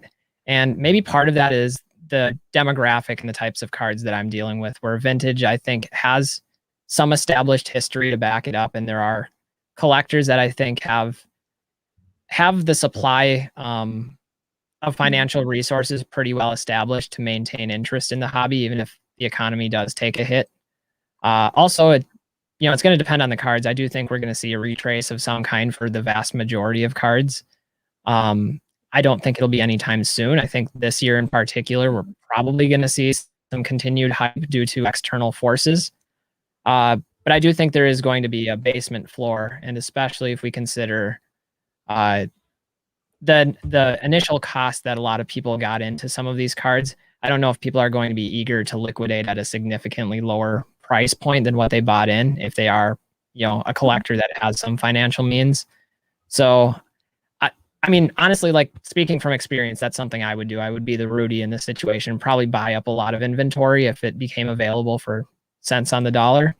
I don't know. I do think that a lot of that's dependent on what we see with the economy and how many cards are coming in from PSA, which cards they are. Just from my experience, though, of the types of cards that I'm collecting, I don't see there being like a massive surge of some of the supply with those hires, but I could be totally wrong. No, not at all. I mean, it's definitely your opinion. I'm excited to see what the future holds as well. And I definitely, when it does retrace, and I firmly believe there'll be a retrace. Not anytime soon, but maybe in a year, maybe two. I definitely do see a retrace, and that's when that's when I'll have the money to start buying. And that's what they teach you in just financial advising, just basically what they teach you. You buy when it's low, you sell when it's high. That's exactly what they teach you. And that's why I completely just stopped. I mean, I stopped buying modern. I have. I buy here and there, but I'm like I said, I'm definitely in no rush. The only set that I might be interested in buying and just probably is the evolution set that's coming out. Are you excited for battle styles at all? Not at all? Yeah, I mean, I think any of the like new sets that are coming out at a time that really couldn't be better, especially considering the crunch in supply that exists and the massive demand that's out there. So anything that makes it to the market right now, I'm excited for. I don't follow modern that closely, so it's not something that I've been like drooling over or researching in depth. But when I get the chance to buy some modern packs and open them for fun, that's something I'd be doing. It's not something I'm like personally looking to collect complete sets or invest in, but I think there is certainly fun that comes from those. Correct. That's true. DDR, yes. Do you know what DDR stands for? Do I? Yeah, You're yeah. talking to the master. Dance Dance Revolution. Yeah. When I David was Buster talking had a about that couple of earlier. them. Like I used to play. Oh, that. Wait, let me see. Hold Now on. it's weird that I have this sitting around because I don't even have the stuff to play this anymore, but I just happen to have this game sitting on the shelf underneath my desk. So well Do there you too. have all the versions of it? I don't even know. I probably have like 3 that were for the PlayStation 2. It's been years. You probably still have the dance pad for it as well, huh? I don't have a dance pad anymore. Otherwise, I'd probably break that and, get back at it. But there's actually an That's interesting story behind that.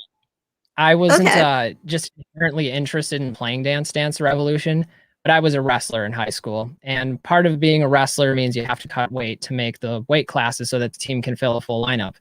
And I wrestled for my junior year at the 125-pound weight class, which meant I would have to lose 12 pounds in 3 days, and then I'd gain it all back through water weight and then lose it again. And so that made the process of cutting weight for wrestling a little bit more enjoyable than just doing sit-ups and push-ups and stuff. Just turn on the Dance Revolution and play for a few hours. I have never okay, I played it like once or twice, and I couldn't even finish the easy version whatsoever. I'm terrible at that game. Terrible. Just Oh, it's so terrible at fun. that game. I'm terrible at the game. My brother loves it, but I'm sure I have the game somewhere. I just never mastered playing it at all. I can never win tickets for it at Dave and Buster's. So back then, you can win tickets if you play with it. Now it's just uh, now my friend is pretty good at it. So he goes there and he just basically this is how I exercise. But Oh, it's great exercise. Great. yeah, yeah. Thomas, if you're getting to the hobby now, is it smart to buy a couple of boxes of each set and hold sealed?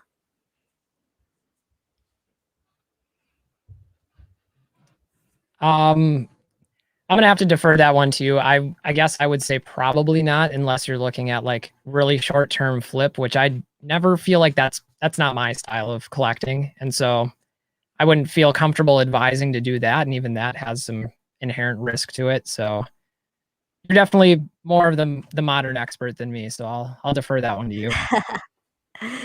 Okay. Uh, bias here, disclaimer, bias here. I am a seal collector and I made the most money uh, with my seal collection. So disclaimer here. And purely my opinion. I think the safest bet if I were to just go and invest right now is seal products. Now, now, you got to make sure, the key thing to make sure is that you do not pay over MSRP for any of the booster box or anything that you buy that's sealed. That's the main thing. Because there's a lot of channels out there that tells you what to invest in, but they don't tell you how to invest properly. Never. The first thing to do is never pay $300 for a Vivid Voltage booster box. Did you know Vivid Voltage was it Vivid Voltage booster box? I can't even talk. Vivid Voltage booster boxes were going for 280 to 300 on eBay and on Facebook. Yeah, I've seen Just those. off I've seen those prices climbing, and it's wild to think about, really. Yeah. Never. Never. That's what it is. It's way too much of a risk. For me, this is just my opinion. Way too much of a risk to even go there because Pokemon is just going to reprint and reprint and reprint. If I were to go and buy seal booster boxes, which I have, and there are my storage, I buy seal cases and I buy it at distributor's pricing. If I don't know a distributor, I would just go to Burbank, Pokemark, or go look around and buy a seal case, but never, never. That's just what I've learned from modern. Is just never overpay for modern. Never. The moment that Pokemon announced that they were reprinting, and pure speculation that Vivid Voltage was gonna get reprinted, and it did. People were posting on. There was a flood on Pokemon World and just Pokemon Marketplace and just Burbank. Boxes of just going up. Just people were buying it, and I've seen someone, the seller, even said Pokemon is not reprinting Vivid Voltage, and that was not true because I've seen the distributor pricing and I know there was allocation out there. Um, so that's my opinion. that's probably one of the safest bet to do, but you got to know how to invest properly. Never ever overpay. And this is just my opinion. Never ever overpay for modern products. Never. If you got to invest, you never ever ever overpay for modern products at all. That's not how you invest because it's way too risky out there, because Pokemon can just print and print. And by the time it prints, you're paying $300 for a Vivid Voltage booster box. And then when it reprints, the price dropped out. And that's exactly what happened with Roar and Sky. People were hoarding that box to no end because there was one card there that everybody wanted. It was going up for $300 booster box. Pokemon started reprinting it. Until about 6 months ago, you can even get that box for like 130. And then when Pokemon started to reprint that box, it went down to $75, and people can't wait to get rid of it. So that's what I've been doing, and that's probably one of the safest bet. But just know how to invest properly, and it's not a short flip either. All the boxes that I have here, I have them for years and years and years. Some are just a couple of years, like probably Lost Thunder. Seam Sage is terrible. I only bought one of it, but know which box to invest in. Anyways, I'm just going on a tangent. I'm sorry, you guys. But that's good sound advice, though. Got to be diligent, do your homework, make sure that you're correct. Know what box on what you're doing. Yeah, know what box. Know what people are more particular to getting. So, I did buy a seal case of Vivid Voltage, and I have it in my storage. That was a set that I'm banking on, but I know is not going to be like, hey, next year I can flip it for 25% or 25% more. What's going up? I don't. It's I'm a seal collector, but I'm in it for the long. I'm in it for the long run. So, but that's my sound advice. Is just that. Without sounding too going on a tangent. I'm sorry, I just kept on talking. My apologies. But yeah. Thomas says it's tough for someone entering the hobby now. Agree. Yeah, and I feel really bad for the people that are entering the hobby right now. There's a lot of constraints to access, and I think that's one of the points that I think is really important to us more experienced older collectors, is to make sure that we're being good stewards and that we have legitimate access points for people to get started. And otherwise, there is mutual benefit there. If it's not sustainable for the people that are just entering, it's not going to be a good experience for the people that have been around either. Like, we all grow together. So it is unfortunate, and hopefully that'll get better. Yeah. What advice would you give someone that's saying, hey, Pokemon Classic, I want to start collecting vintage cards right now. I sold out of my collection years back. I want to go back and start buying raw or PSA. A PSA is kind of hard, but I want to start buying some cards right now. What sound advice would you give them starting?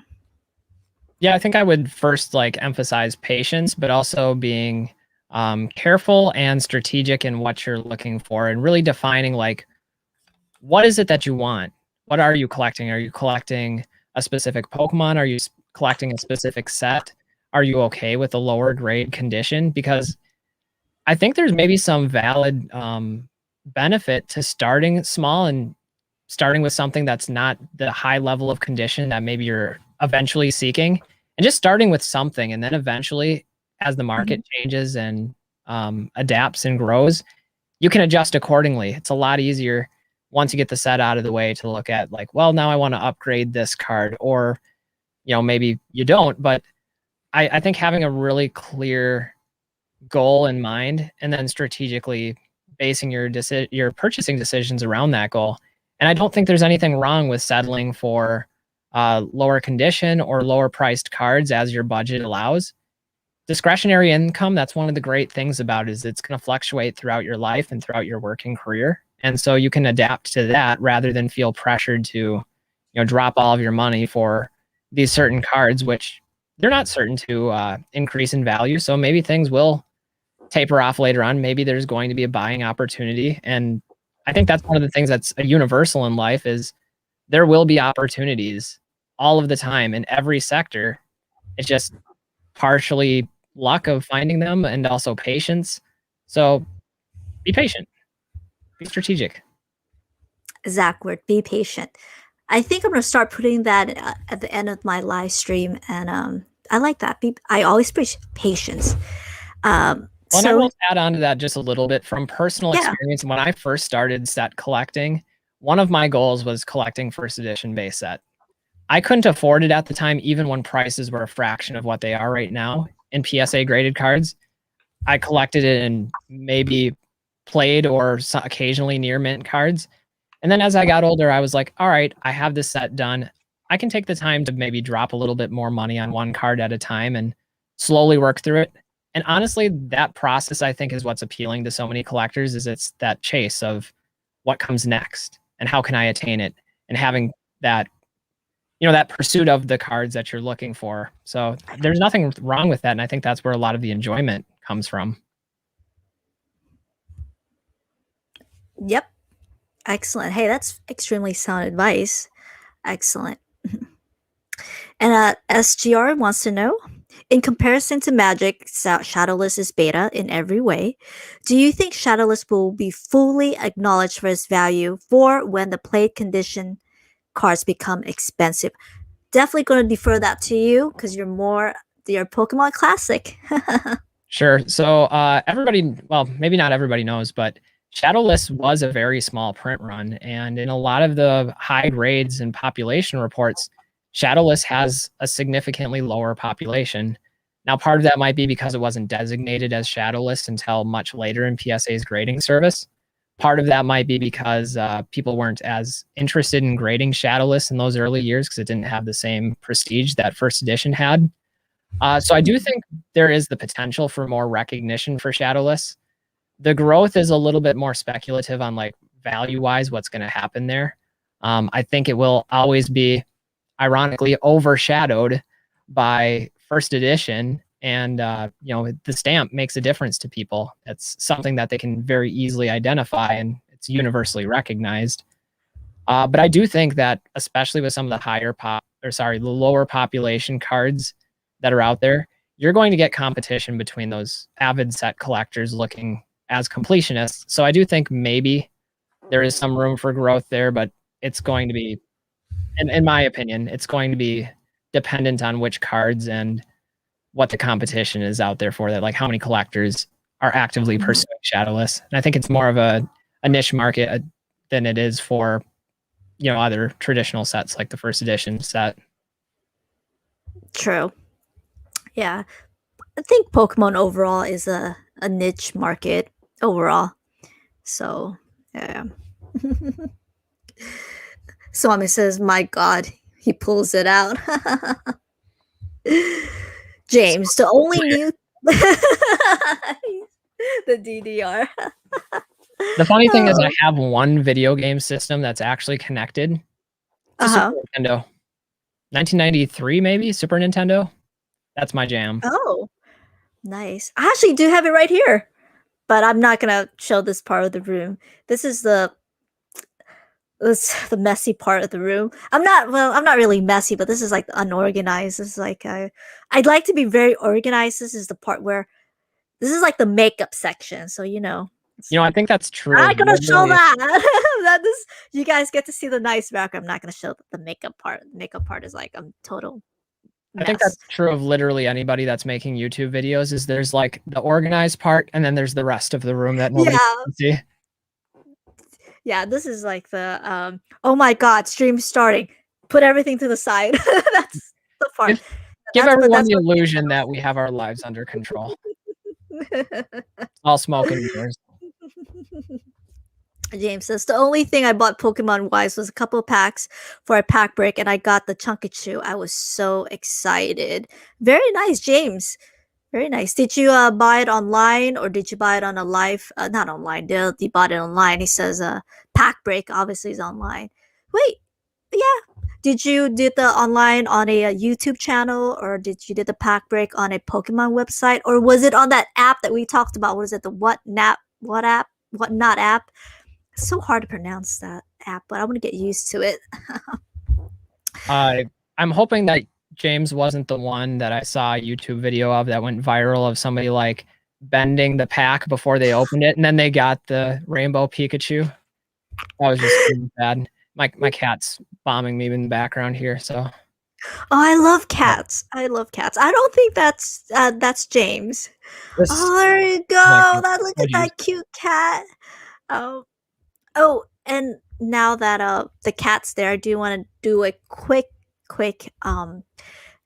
as you guys know, I'm a huge animal lover, and Pokemon Classic is obviously is one as well. Cat lover as well. Huge. And by the way, what's your cat's name? My cat's name is Aslan, which is a throwback to the Narnia books. Aslan.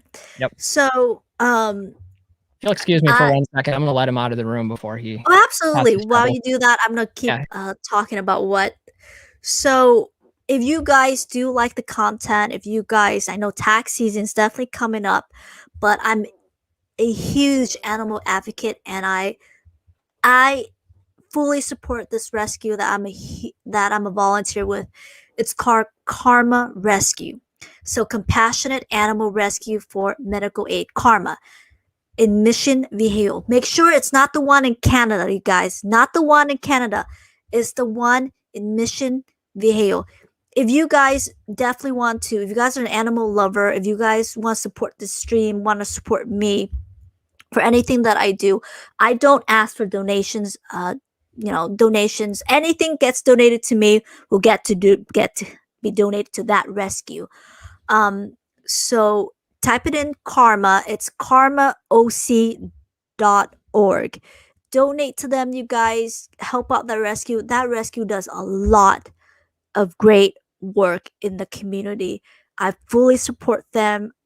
This is one thing that I love. I love to integrate what I do. I love Pokemon. I love animals. So I couldn't find a better way to do this. Do look them up, like them on Facebook. Do donate. I don't ask for any donation on the stream. If you guys do donate, please do donate to that particular rescue. I did put that description in the link. So, anyways, thank you for that. To donate to them. Okay, so let's go back. I don't think James is the one. I know the video you're talking about too. Someone paid him $50 to bend the pack, and then he got the chunky chew, and he started crying afterwards. So it was funny. I saw that. Yeah, I think he was reconsidering his life decisions at that point. Yeah. Thomas, Shadowless more rare than first edition. The pop reports are lower. Yeah, I mean, that's one of the things we addressed in that earlier question, and it's true. And there's maybe a couple things explaining why. Again, PSA didn't recognize Shadowless until a few years further down the road, so hard to tell if some of them snuck through as unlimited without that Shadowless designation. There's at least what it looks like is that the supply is more limited than what most people probably realize. Yeah, that's true. Chris, hey Chris, Pokemon. He's like Pokemon. James, Pokemon DDR. I got a question for you, Pokemon Classic. How often do you prefer or get a chance to look at your Neo set? Oh, that's a great question. Yeah, not as much as I would like to. A lot of my sets I have in various places of storage. Every once in a while I'll break them out, and that was really one of the things that drove me to starting YouTube. Was like I wanted to just like look at my cards and have something that I could go back to and be like, oh yeah, there they are. So figured if I'm digging them out to kind of take inventory or update a card and replace one out with one that was a 9 or what, that'd be good just to film that and share that with people. So the Neos though are definitely some of my favorites. I will say this, I haven't featured Neo Revelation yet, so that's going to be the next one that I feature. And just a disclaimer on that one, there are very few 10s in that set because that set it's impossible. It's just impossible to grade. So I do have this one though that I'll show off at the moment. This one's a Okay, favorite I for a want to lot of see. people. Z- We've got the shining Zoom in for Gyarados. a bit. Yeah, I'm lagging just a little bit here because because of the Wi-Fi. But let me double check. Oh, that's yep. Hey, that's a nice one. Shiny Yeah, Gyarados. Yep. that's one of my favorite artworks of all time. Yeah. What what is the value of that card now? I have not looked at PSA for quite a while. What's the value of that card now? Yeah, honestly, I haven't looked that up either. Like, oftentimes Mhm. when I'm looking at prices, it's primarily things that I have extras of that I'm potentially going to sell. Mhm. However, this one's just a collection piece. My guess is it's probably around 5,000, $6,000. I don't know. I'm taking a stab at it here. Yeah. If anybody wants to correct me in the comments and give me a better valuation. Yeah. It's funny. I was just telling my mom how much the cards here are worth and what these little cards, and my mom was like, she was like in the thousands. I'm like, yeah. She's like, I thought everything that you have behind you was like $200. I'm like, oh my god. I was. Did you when you tell your family how much Pokemon cards are actually worth nowadays? Do they believe you? Are they in shocked or? Um, Yeah, I think it's a combination of both. There is belief, but also some shock. I already mentioned that earlier in life. yeah, My parents had chewed me out for spending $15 on a card, so yeah, kind of nice to like be able to bring that in and be like, "Hey, remember that time you took away my allowance because I didn't spend it responsibly?" Well, the uh joke's on huh, you because this turned out to be a really good long-term hobby. No, but they're very supportive and um, yeah, I guess like I don't have kids of my own or a family directly, so I do have a niece and nephew. And one of my goals at some point in collecting is to build up a college fund for them or leave some of that inheritance, hopefully, to them with the collection where perhaps there's some pieces that they can use financially, but also some pieces that they can use just in memory. So that's one of my hopes. And there's not a lot of reasons that I would have for selling off pieces of my collection, but education is really important to me, and that is one of the things that I would consider doing at some point. yeah. Would you ever consider selling some of your cards for another type of investment at all? When you Yeah. in the line, when for your future, for your family.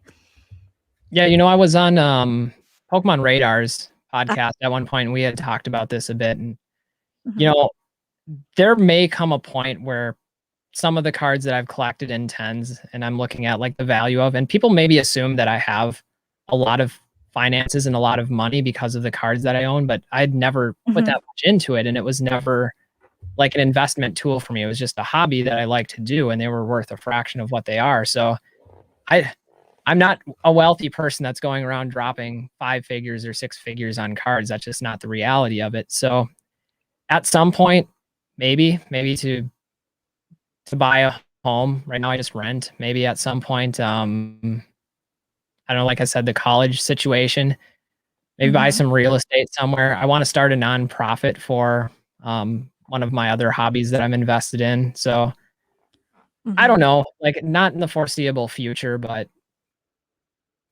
that could be reality somewhere down the line, I guess. Yeah, I and should that's specify that too. I would never sell like all of my collection. If I sold pieces, what I'm saying I would do is maybe like downgrade some cards where like going from a 10 to a 9 seems like mhm. it's still there, it's still in the collection, it's still something that I would keep, but just depends like how much is the difference between those two. Yeah, so you'll be absolutely comfortable with, downgrading from a Gem Mint 10 to a PSA 9.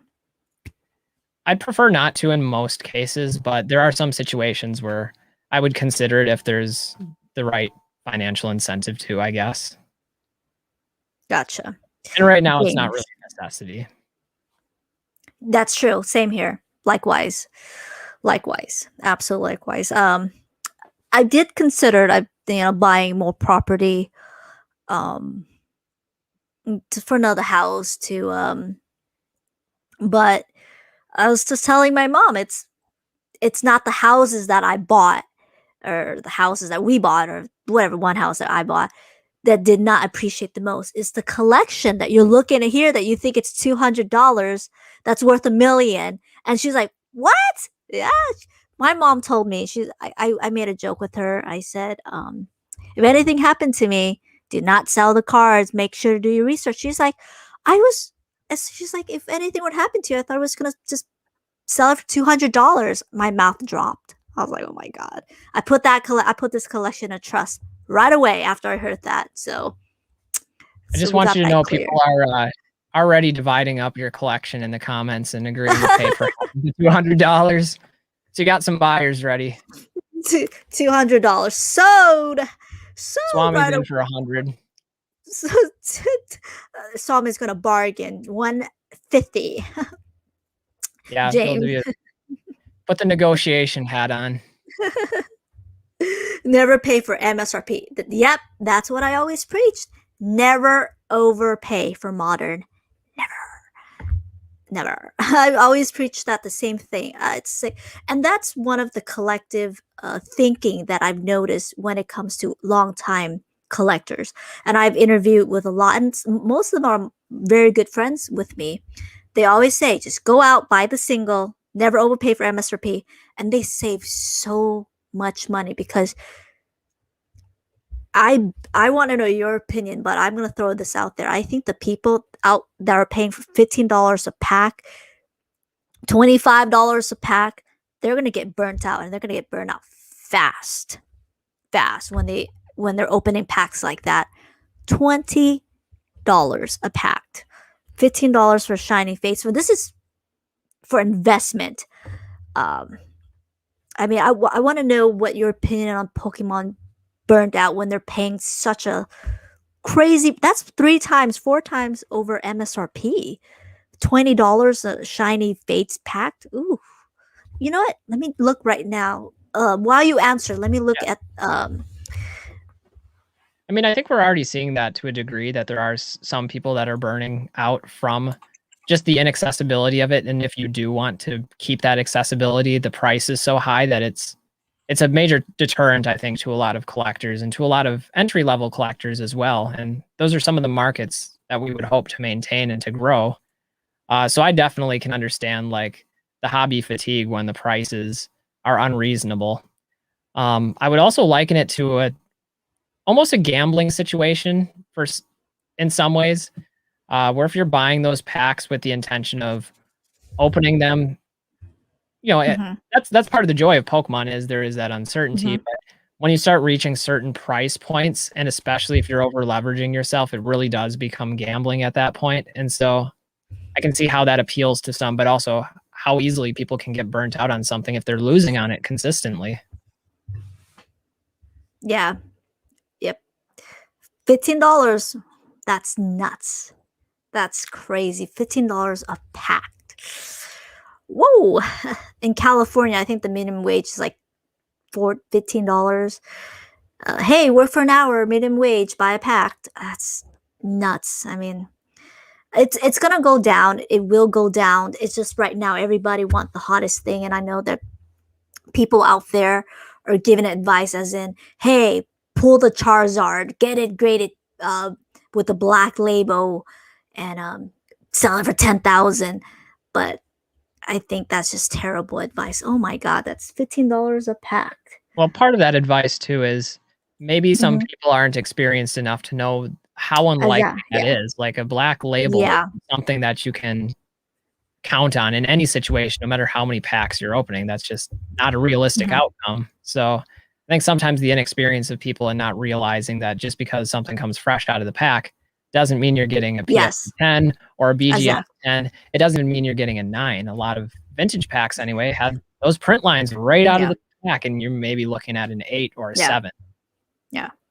And that's the appeal of how these people are selling the packs. I mean, when they say, when you pulled out a card, they'll be like, hey, I pulled a $20,000 card. No, you pulled a $50 raw card that potentially could be a PSA 10. But that's that is part of the part of the game that is YouTube, I think, for pack openings as well, is to overemphasize those wins because that's what viewers are interested in, and that's what's, you know, getting that gratification. It's almost like that instant gratification piece. Yeah. And often people don't see, well, not every pack has those cards. First of all, you're not seeing the outcome of the grading. You're not seeing the process that goes into the grading, how much it costs to grade, how long it takes to get it back. And then those unfortunate grades that you get back when you're like, I got this fresh out of the pack and it got a 7. Yeah. It happens. And I was, I was talking to Pat Flint, and he said there's just so many layers. First layer, you got to pull that card, right? Well, you got to spend money. You got to pull that card. You got to pay PSA or whatever grading company that you choose. And you got to depend on someone else's subjective view that that card's going to come back a 10 or whatever they want. And that's just so many layers to that. That's just so risky. So, but yeah. SGR says, Seam Sage and Crim Invasion hold the best opportunity. I actually have a response to that. Do you have a response to that at all? All I know is I've heard nothing but negative opinions of Steam Siege being like the worst Pokemon set ever. So that's about the extent of my knowledge, but I'll pass it over to you. I'll have a response to that. I'm gonna watch this, SGR. This is for you. Okay. I'm gonna put myself.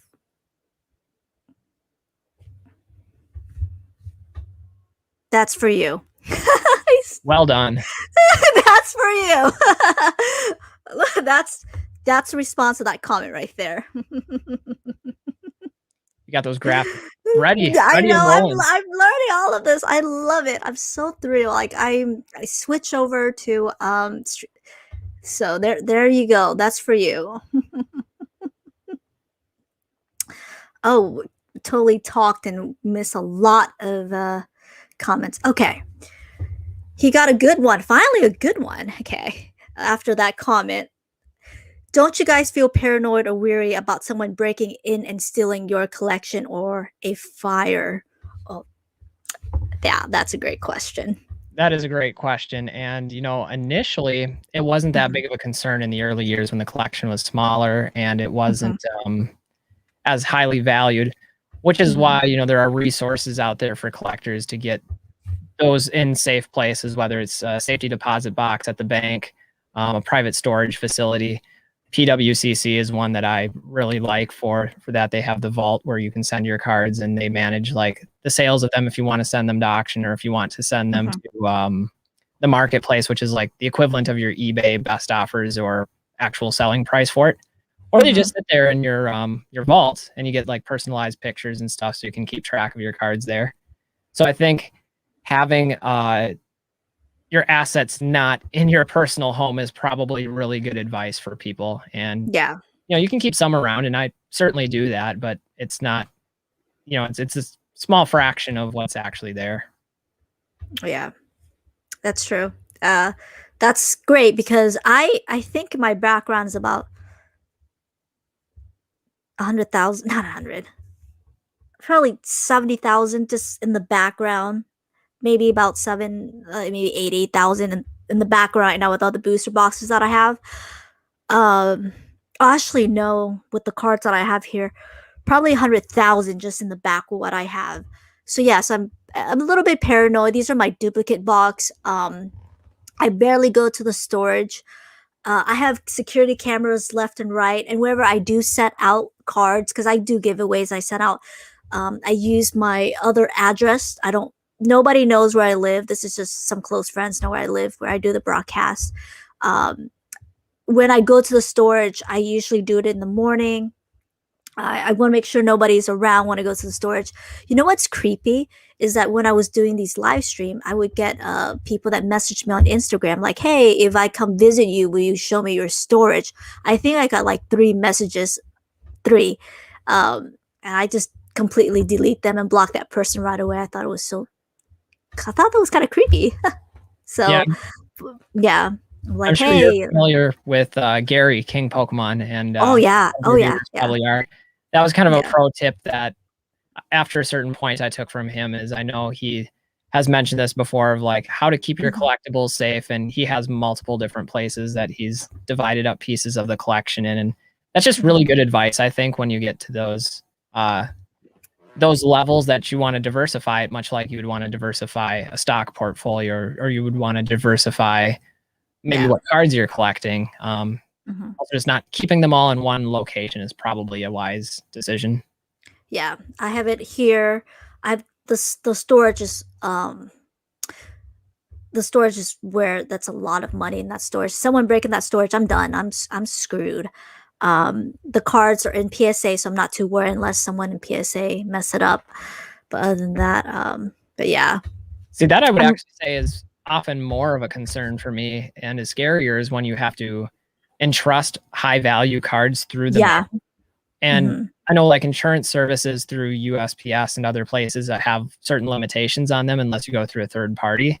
So that's Hmm. where usually my anxiety comes in, is if there's a card that's coming through the mail or that I'm sending out, or sending it even to a place like the vault for PWCC, and Hmm. just being worried about, is it going to make it there? Is it going to get lost in the mail? Is it going to get damaged in the mail? So that's where the heart attack anxiety comes in for me. Yeah, I live 15 minutes away from PSA. 15 minutes away from PSA. So um, I usually when there's a card, I usually just do express, but I um insurance, I make sure I have insurance and everything prior, but I just 15 minutes. So luckily for me, the anxiety is a little bit lower because I can just drive 15 minutes. And if anybody's in Orange County, they drive by past PSA, they won't even know that's a grading company. It looks like a dilapidated building. It just looks like a regular building. You wouldn't even know. People wouldn't even know. But that's PSA. So you should get preferential treatment because you're a local then. Like they should fast track you right in front. Not at all. Not at all. Not at all. I have a friend that her boyfriend's sister is actually a grader for PSA, but no, not at all. That's the only person I know. But James, if I get into vintage, I kind of want to collect the most play trash cards like PSA one for laugh out loud and nostalgic. Not bad. All right. So one thing I want to comment on that is you want to be careful about where you come into those lower PSA grades, because not even joking, often those PSA 1 cards will command a premium. I think for that reason, or because they're so hard to find because cards are not generally graded when they're trashed that much. I know Mhm. like a group of us were watching the PWCC auctions last month, and I think a PSA Mhm. 1 Charizard, I think it was an unlimited Charizard, sold more than like a PSA 4 or a 5. So just be aware of that, that if you're going after the PSA ones, you might be paying a premium for that extra bit of damage. Like those ripped up pairs of jeans that you would buy at the store that come with the rips in them already. Yeah. Actually, there's a small niche for PSA ones. I've realized that a very small, very small, very small niche for that. Okay. This I was gonna ask you this question. I'm so glad Thomas got to this. Thoughts on CGC? They're way cheaper than the PSA for the same card. Definitely your thoughts on this. This is a great question, by the way, Yeah. Thomas. So Yes. I think this is going to come to people's personal preference to some degree. I will say that I think there's good value with CGC, and especially Mm-hmm. if the grades are comparable. And from my experience of what I've been told is, especially in those upper level grades, CGC can often be just as strict or more strict than their competitors at times. So you're getting quality at a fraction Mm-hmm. of the price. I will say from like a market share aspect, I think it's going to be a very uphill battle to win over a lot of the established collectors that already have so much invested into one of those other competing grading companies. Um, it wouldn't surprise me if that tide changes a bit over the course of time, but I think if anything, it'll be a slow bleed for CGC to catch up to the established market for some of the cards that PSA has. I guess that's my opinion. I think good value, quick turnaround from what I've heard, pretty solid customer service. Um, I can tell you as a collector that's heavily invested in PSA, I would never look to buy a CGC card unless the price were really right, or a BGS card, just because it wouldn't be consistent with my collection. And I'm sure I'm not alone in that feeling from some of us old dinosaurs. You're not. You're not. I've talked to a lot of collectors that are exactly in the same boat as you. They buy the card from GC. Oh my god, I'm 10 tired. They buy the card from CGC grading, and then they cracked it and they flip it to PSA. You're definitely not. You're definitely not the only one on that. Definitely not. Um, would you consider doing that though? Let's just say there's a card that you want. Would you buy a card from a CGC grading, cracked it, and then get it graded with PSA? I mean, I would never say never. But generally speaking, I'm not the type of collector that appreciates the crack and resubmit mindset. Mhm. And I know there's people out there that have done that with like PSA in the past where they're after a 10, and Mhm. I'm kind of one of those people that's after those perfect grades too. But if I get a 9 of something, I'm not going to crack it and resubmit it 15 times hoping that it comes through once. And so I guess it would feel ethically kind of the same way with CGC, even though it's a Mhm. different grading company and you're trying to get in a different slab. So I guess I wouldn't have quite as much of an issue with that. I just feel like there's a lot of inherent risk there that I really wouldn't want to take on unless I was really confident in the card itself and I was like, this card is amazing. I want this one. So it would have to be one of those situations of buying the card rather than the case and the grade. But in most situations, I don't think I would do that. Gotcha. Gotcha. And they're talking about cat. I got a cat named Simon. A stray I took in, and I named Feifei. Did I say that name right? Feifei, or is it Fi? No, it's Feifei, right? Feifei is Fifi. Feifei. I love. They're so cute. Feifei is a cool name. Dad had a cat named Mofo. Simon says Shining Gyarados in a 10. Okay. Jamie is just on point with all these questions. Oh Killing my it. goodness, I love it. Oh, I love it. James, are there resources out there to study up in the history of grading companies or what the slab looks like then different from different years? Um, if you have some slab throughout the years with different serial number, I have a couple here that perhaps I can show it to him. Let I'm gonna focus on you real quick. Let me know. Show him how older PSA slab. Some didn't have the PSA, and throughout the years they've changed with the serial number from starting with 2, serial number from 4, and how the grading is. If you have some, let me focus out on real quick. Yeah, I have a couple. I don't have any of the like oldest ones with me, but as far as like how they've changed over the years, Okay. we'll start with this one because we showed this already. But Uh-huh. so this is the Shining Gyarados, and it has this is like the mid-range PSA, like halfway. I don't know, Yeah. maybe 2014. They do have the barcode, and they have their very first like holographic strip for security purposes. And, you still have your standard Mhm. PSA label. The Mhm. backside, very plain. This was before they added the QR codes, which is one of the newer security features, and they have a different holographic pattern on the front. So all of your current present day PSA labels will have their new logo. Yep. And they also have the QR code with the barcode on the back.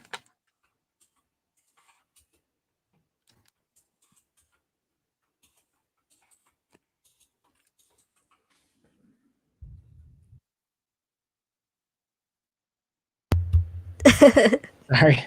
And You got that. You're working on the zoom in. Yeah, I probably should have just gone with a webcam instead of an actual camera, but I thought the quality would be better. But Oh, not anyway. at all. But yeah, anyway, the older labels don't have the holographic patterns on the front at all, and they have the similar back to the first one that I showed. And so that's really the primary difference between the 3 generations of labels. Was the first one, no holographic pattern on it, just the front of the label, the plain backside. Second one introduced holographic to the front. Then the third iteration, which is the current one, has that new PSA holographic logo and then the QR code.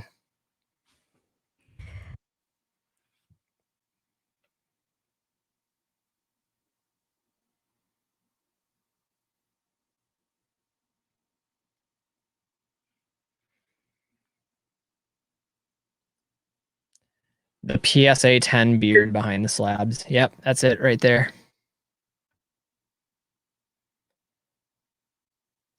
PokeGal, did we lose you? Oh, you're muted.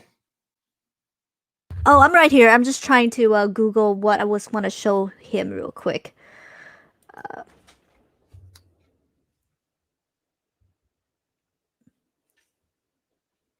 Oh, okay, so you're going to be looking up additional samples of PSA cards.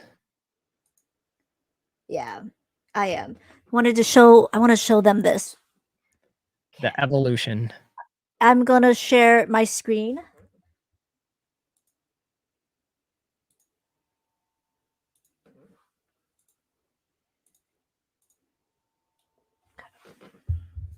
There you go. Do you guys see that? Look at this old PSA label. There's not even a PSA in the middle. Do you see how you were showing them with the PSA? There's no PSA at all in the middle. And this is a PSA 9. And I wanted to show you guys real quick on that. That was actually on eBay, and Squeak's Game World was showing this. And check this out, Pokemon Classic. I'm gonna go further in the video.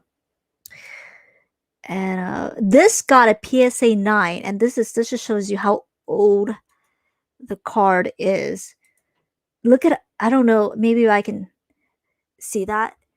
You see how it has whitening on the corners? And it's all scratched up, but that got a PSA 9. And that just shows you how much of a difference that grading standard has increased. Do you see that by any chance, Pokemon Classic? Do you see Yeah, it?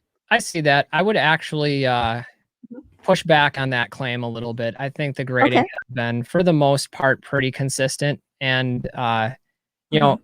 we've talked about this in collectors communities before about every like new generation of PSA graded cards. Somebody's like, the 2400 certs are the way to go, and then it's like, no, that's the 4800s. And so like every couple of years, it kind of emerges where people are like, this is the gold standard. And I can find copies that I've gotten recently that are overgraded and copies that are undergraded. So Mhm. I would be hesitant of making that distinction because it does feel to me a little bit like cherry picking if we're just using a small sample size. But again, I don't have enough data to support that it hasn't Yeah.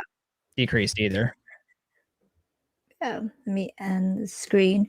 And I do have some cards that I was shocked it came back either a 9 or a 10. I do have some cards here I wanted to show, but my webcam's a little bit way further.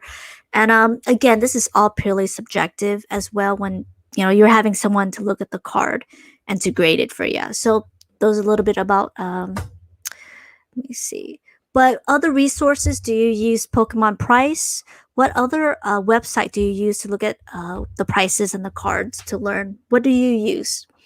Yeah, there's so many good ones. There's Pokemon Mhm. Price is maybe my personal favorite just because of how easy it is to navigate set cards.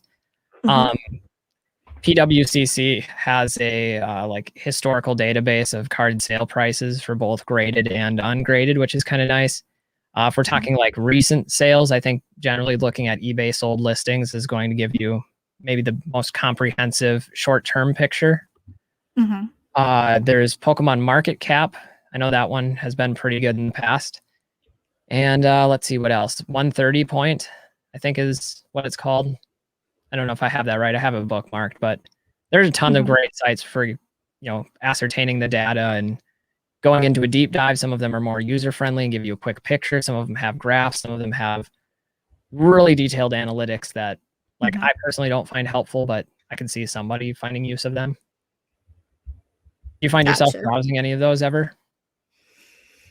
Not recently. Not recently at all. Probably no, probably not recently at all. I kind of just took a little bit of a break and just looking at the prices, but more of no, I would say probably not at all. The website I probably use is Pokemon Price, but I just watch a lot of YouTube videos, like Squeaks Gaming, who just basically does the quick breakdown for me. But I love not at Squeak. all. Yeah, yeah, just like that was the video that I was seeing. But other than that, yeah. Swami wants to know what other hobby, nonprofit with a question mark. Yeah, so there's a few different hobbies that I'm really interested in. One that I'm probably most passionate about is extreme sports. I skateboard and rollerblade, and Uh-huh. I've attempted surfing the couple of times I've made it out of the frozen wasteland that is north Wow. central United States to like Florida. But snowboarding too. That's kind of big in our area. But yeah, those are some things that I'm really passionate about doing, and I think it's good to have balance in life with some different types of activities, and so I can embrace my inner nerd culture that is Pokemon, and then get out there and do something a little more risky, and put my life at risk doing a flip over a ramp or grinding down a rail or something. And nonprofit. If you don't mind sharing, if you don't, that's okay. Yeah, so I'd like to start a nonprofit with that. That's mainly targeting people that have had life-sustaining injuries from extreme sports. Hmm. Uh, I'd also like to start something for like educationary purposes. That's what my Hmm. major was in college, and that's what I do for a living. I'm a teacher. And that was something that was really important to me. I come from a family where neither of my parents finished high school, let alone going to college. So I was first generation in that regard. So I think education is something that's really important, and a lot of people devalue it, especially right now in the whole health situation that we have going on in the world, where the work that I'm been doing as a teacher has never been more difficult. And, I think that field needs all the help that it can get. So something along those lines is what I'd ultimately like to do in the future. Very nice. Nice. SGR says, if your collections would go for $200, I would happily drive to swoop it. Oh yeah, I'm pretty sure you and a lot of people. My mom, I can't believe she said this was $200. I said, Mom, this the collection behind me is worth half of your house, probably even more. And she's like, What? My mother, let's split it. They're playing around. Look what I've started. They're like $2,000. Yeah, you've got an auction going on in your chat right I now. know. $2,000. What a bargain. I'll run the auction for you if I get a commission. Right Get the here, commission. 3,000. 3,000. Oh, you guys are way too funny. Um, I told my mom if I were to just end up dead anywhere, it's either by someone I'm dating or for my Pokemon cards. That's it. Uh, so I joke about it all the time with my mother, who still doesn't quite believe me that the collection is worth a lot. But you know, she's my mother. We always have fun with it. It's great. I look at the lineup for Shiny Fates, and that set is trash. I barely look at Shiny Fates. I mean, I'm very patient. I think the more that I don't look at it, the more I'm like, okay, I'm not gonna pay $15 a pack. But knowing me, I probably will to support my friends who are streamers. But I don't go in that mindset. I'm opening this pack because I'm gonna make money. I don't go in that mindset. I only do that. Yeah, and I think that's the Uh, right mindset to have mhm. really with anything in the hobby is what's the enjoyment value that I'm going to get out of this? And then if you do happen to get any monetary value, Yeah, that's an added bonus. yeah, yeah. Bye, Swami. Wife says bedtime. We'll catch what I missed tomorrow. Take care. Say hi to the wife for me. Let me see. All right. Laugh out loud. She meme. Yeah, I know. I'm learning this. Brandon, I'm being bullied and I need advice. Okay. Would you like to say something like that? I would. You. Yeah, I mean, I can come from a background as a teacher here and tell you that you have people that are in your corner if you're being bullied, and that's not something that's ever okay. So if you're being bullied, you got to reach out to people for help about that. Um, and don't just let it happen. Like, speak up, stand up for yourself, and nobody deserves that, I guess is what I'm trying to say. Yeah. Um, I'm sorry. I'm just making sure this person is serious. Yeah, that's what I'm doing too, is scrolling back through the chat and like, am I being bullied in the chat Yeah, or like I'm just double legitimately bullied? checking. We do have mods, so I'm definitely checking. But if you how about this? I just want to make sure that this is if you are being bullied, please reach out to me. I am very personable. At least I think I am. I have my Facebook and my Instagram on there, um, and you can reach out to me. I will help you out, or if you ever need a friend, let me know. So I just want to make sure.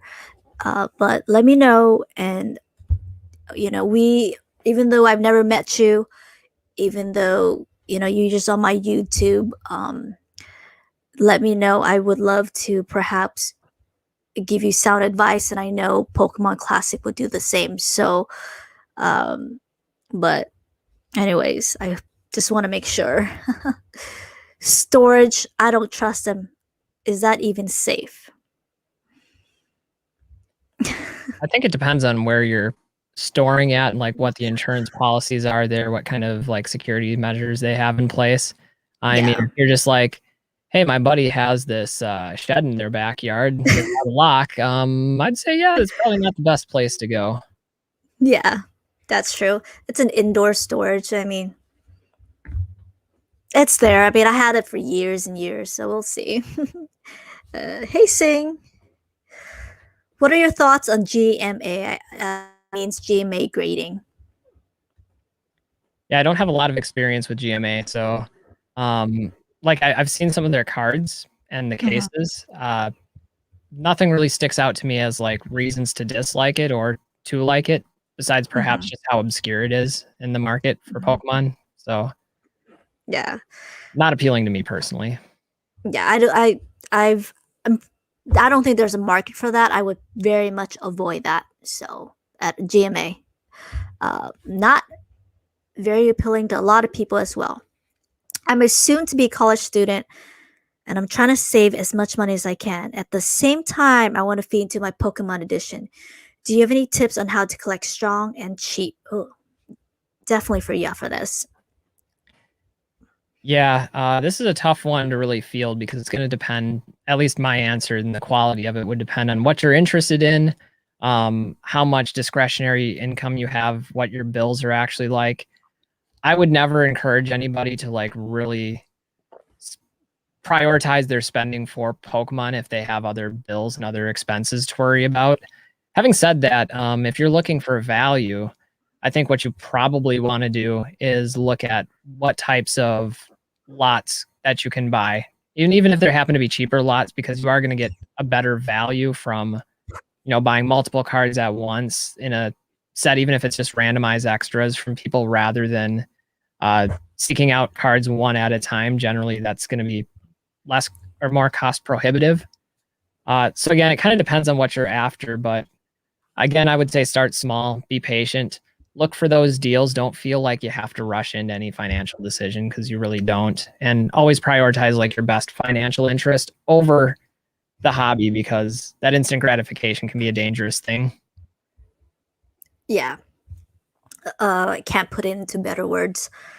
Um, I like to add on just a little bit more. Eh, Again, people's ears are gonna bleed because I just keep saying this over and over again. Be patient. Don't buy packs. I don't buy open packs, unless that's just your joy and your entertainment. But have an allowance. Definitely have an allowance. Never overpay for MSRP. Again, the ears are gonna bleed because I keep saying that. Never. All those pack opening channels. If you really want to save money, you really want to invest, and you don't mind having your, like exactly what Pokemon Classic said, instant gratification, don't do it. Um, And I think you Absolutely. touched on a really good point about saving as well, where you can Yeah. set up a budget ahead of time, be like, this is how Mhm, much I'm willing to allocate towards this mhm, hobby per week or per month or whatever. And if you're mhm. responsible with that and you have those funds because you've been responsible with your other money, then you don't have to feel guilty about it. And maybe that opens up a larger window of time to see what's available before you just go and impulse buy. Yeah, yeah. I have learned to just saved a lot of money by being patient, not overpaying for packs, buying at MSRP or even cheaper, just buying the cards itself. I'm very lucky to have a local card shop that knows me, so it might be difficult for other people. But whenever there's a card that I want, I just go to that local card shop. I say, I'm going to throw out a card. I need a shiny Charmander from Hidden Fates. And he'll bring out a pack of cards for me, just raw cards. And I will sit there and I'll just look at the cards individually. And I said, I'll buy that card. That card looks like a potential PSA 10. Hey, I'm betting on it. I don't know myself. You know, it can come back at 8, 7.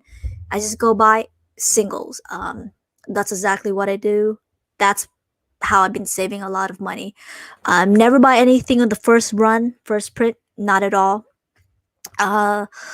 I try to avoid not looking to the cards because I would probably get tempted to buy. But I always have a set budget, always. And by the way, congratulations on being a college student. Go for that. Another advice I always say is to invest in yourself. So, but if it makes you feel any better, this is what I want to let everybody know: the prices will drop. Just every time I get tempted to buy something, I go, the prices will drop. You'll have more money. And I go out and I buy master sets as well, just to get it out the way.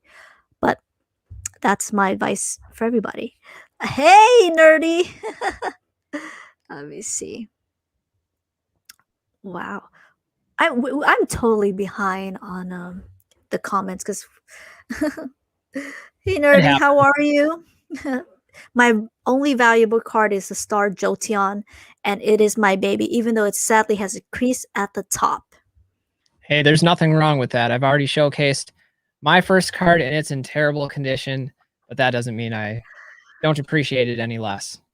Yeah. It's sentimental, you guys. It's definitely sentimental. It's okay. There's always going to be people that have more than you. There's always going to, there's going to be people that have less than you. Just be very happy with what you have, and that's what I have learned. And that's it. I'm definitely way behind. I'm the PSA 10 behind the slab. That's definitely it. Okay. I don't know if I'd go with PSA 10 on the beard, but the freeloader. Overrated. Yeah, bad grader that day. Can't you tell OPSA from the new PSA with the S and the PSA ones with the red blue one? Is that what you were talking about? The little the picture?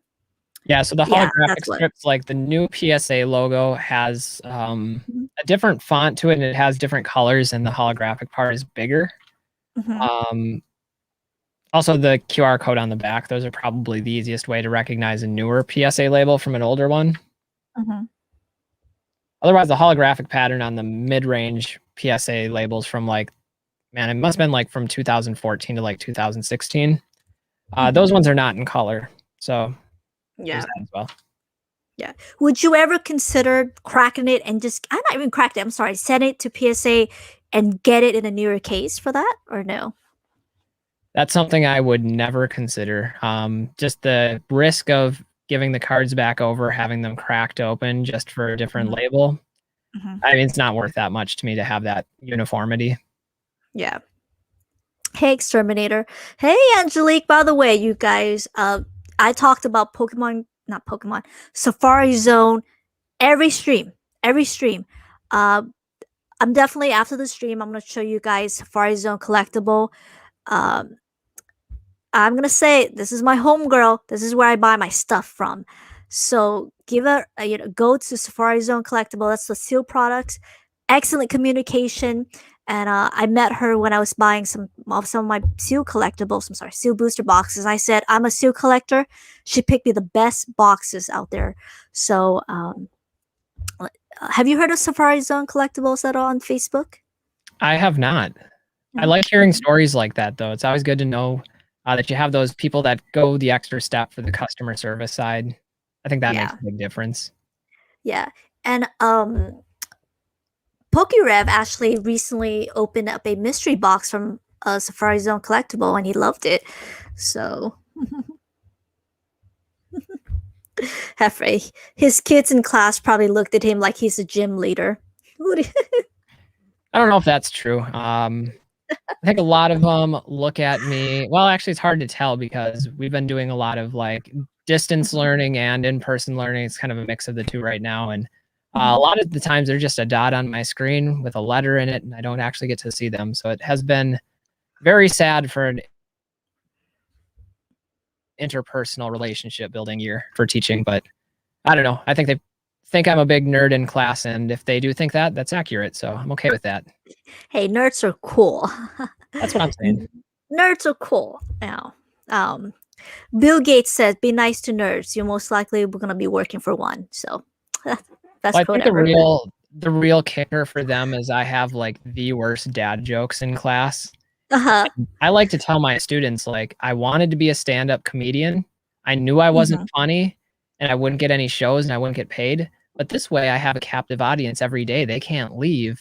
And I can be as terrible as possible in my jokes. So that's how I always saw it. It's the best of both worlds. That's funny. Dad jokes. Oh. Saying, I wish I could collect vintage car slash pack, but I can't afford it. And by the time, I think the prices will have doubled. Yeah. I mean, it depends. There's always opportunities out there, and Yeah. maybe you just lower your sights a little bit if you want to collect now or if you want to wait. But there's going to be cards that go under the radar and that are significantly less expensive. And condition. It's not the end all be all. You can definitely have a beautiful collection with some lower condition cards. You don't have to be a PSA 10 collector of everything. Yeah. And that's kind of difficult too, because by the time that people do have the money to buy it, there's so many scams out there with resealed packs, resealed boxes. I mean, that's difficult. I mean, but yeah, packs I think are a little bit scary to buy individually. Yeah, it's very difficult, especially with the raw packs. They can be subject to getting weighted. James, broke my leg skateboarding, still have a plate. What were you trying, James? I need to know. Freeloader. No one was being bullied. Gone wrong. If you are, I'll take care of them with my strongest Pokemon. They're probably talking about my my collection again. Hope it's not Magikarp. Okay. When is the website coming? No comment on that. I have to make sure when it launches to have it's just the website claimsales.com real quick. I just want to give an update. I want to make sure I have all the legal paperwork, all of it is trademark before I launch my business because I don't want someone else taking my ideas. So I'm hoping for another month or so. But my number one concern is to protect my idea and my business. So I'm not going to launch something that I don't feel safe launching. So maybe another month, maybe two. So. And then you'll all have to bookmark the website once it comes out. James, I have 2 GMA slabs. Go you. Yeah, I mean, it's better than no cards, right? Yeah. Now, I honestly don't see anything wrong with the different grading companies that are out there. Just my position is what's the more established company, and to me, that's what I find appealing, and I think a lot of collectors do too. But ultimately, you should be concerned about the card anyway, not so much the grading company that sealed it. So if you're happy with the cards, that's great in my book. Yeah, absolutely. Hey, Wyatt. So, Z, would you recommend the middleman for PSA submission for first timers? I mean, I don't think it's a bad idea, and there are some great middleman services out there. I can think of a few, like Graded Gem, I think is doing them. Ludkin's Collectibles is one that's pretty reputable. It may be more simplified, but honestly, submitting something to PSA yourself is not as scary or intimidating as it seems. I know I personally, when I first started in 2011, had no idea what I was doing with it. and it was an intimidating process, but there are so many resources and videos that explain that process. And really, it's nothing more than just list the cards that you want on their website. You put in the title of the card, and there's like an automatic drop-down menu that helps you find the exact description.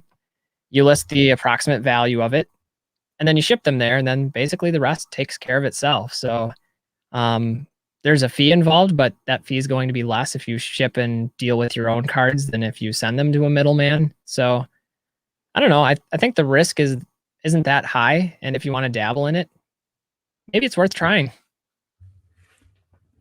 Yeah, that's true. I did a PSA middleman because I wasn't sure how to do the paperwork and I didn't want to pay the membership fee. Luckins is actually great, and you mentioned that. So I'm gonna do a quick screen share. 1 second. I know someone that has done with Graded Gem with the Express. They love the service, but I personally did with Luckins, so I want to show you guys this real quick. Let me see. Yeah, and I'm not positive. Maybe you can comment on this, but isn't Ludkins run by Charlie as well? Yeah, he is. Yeah.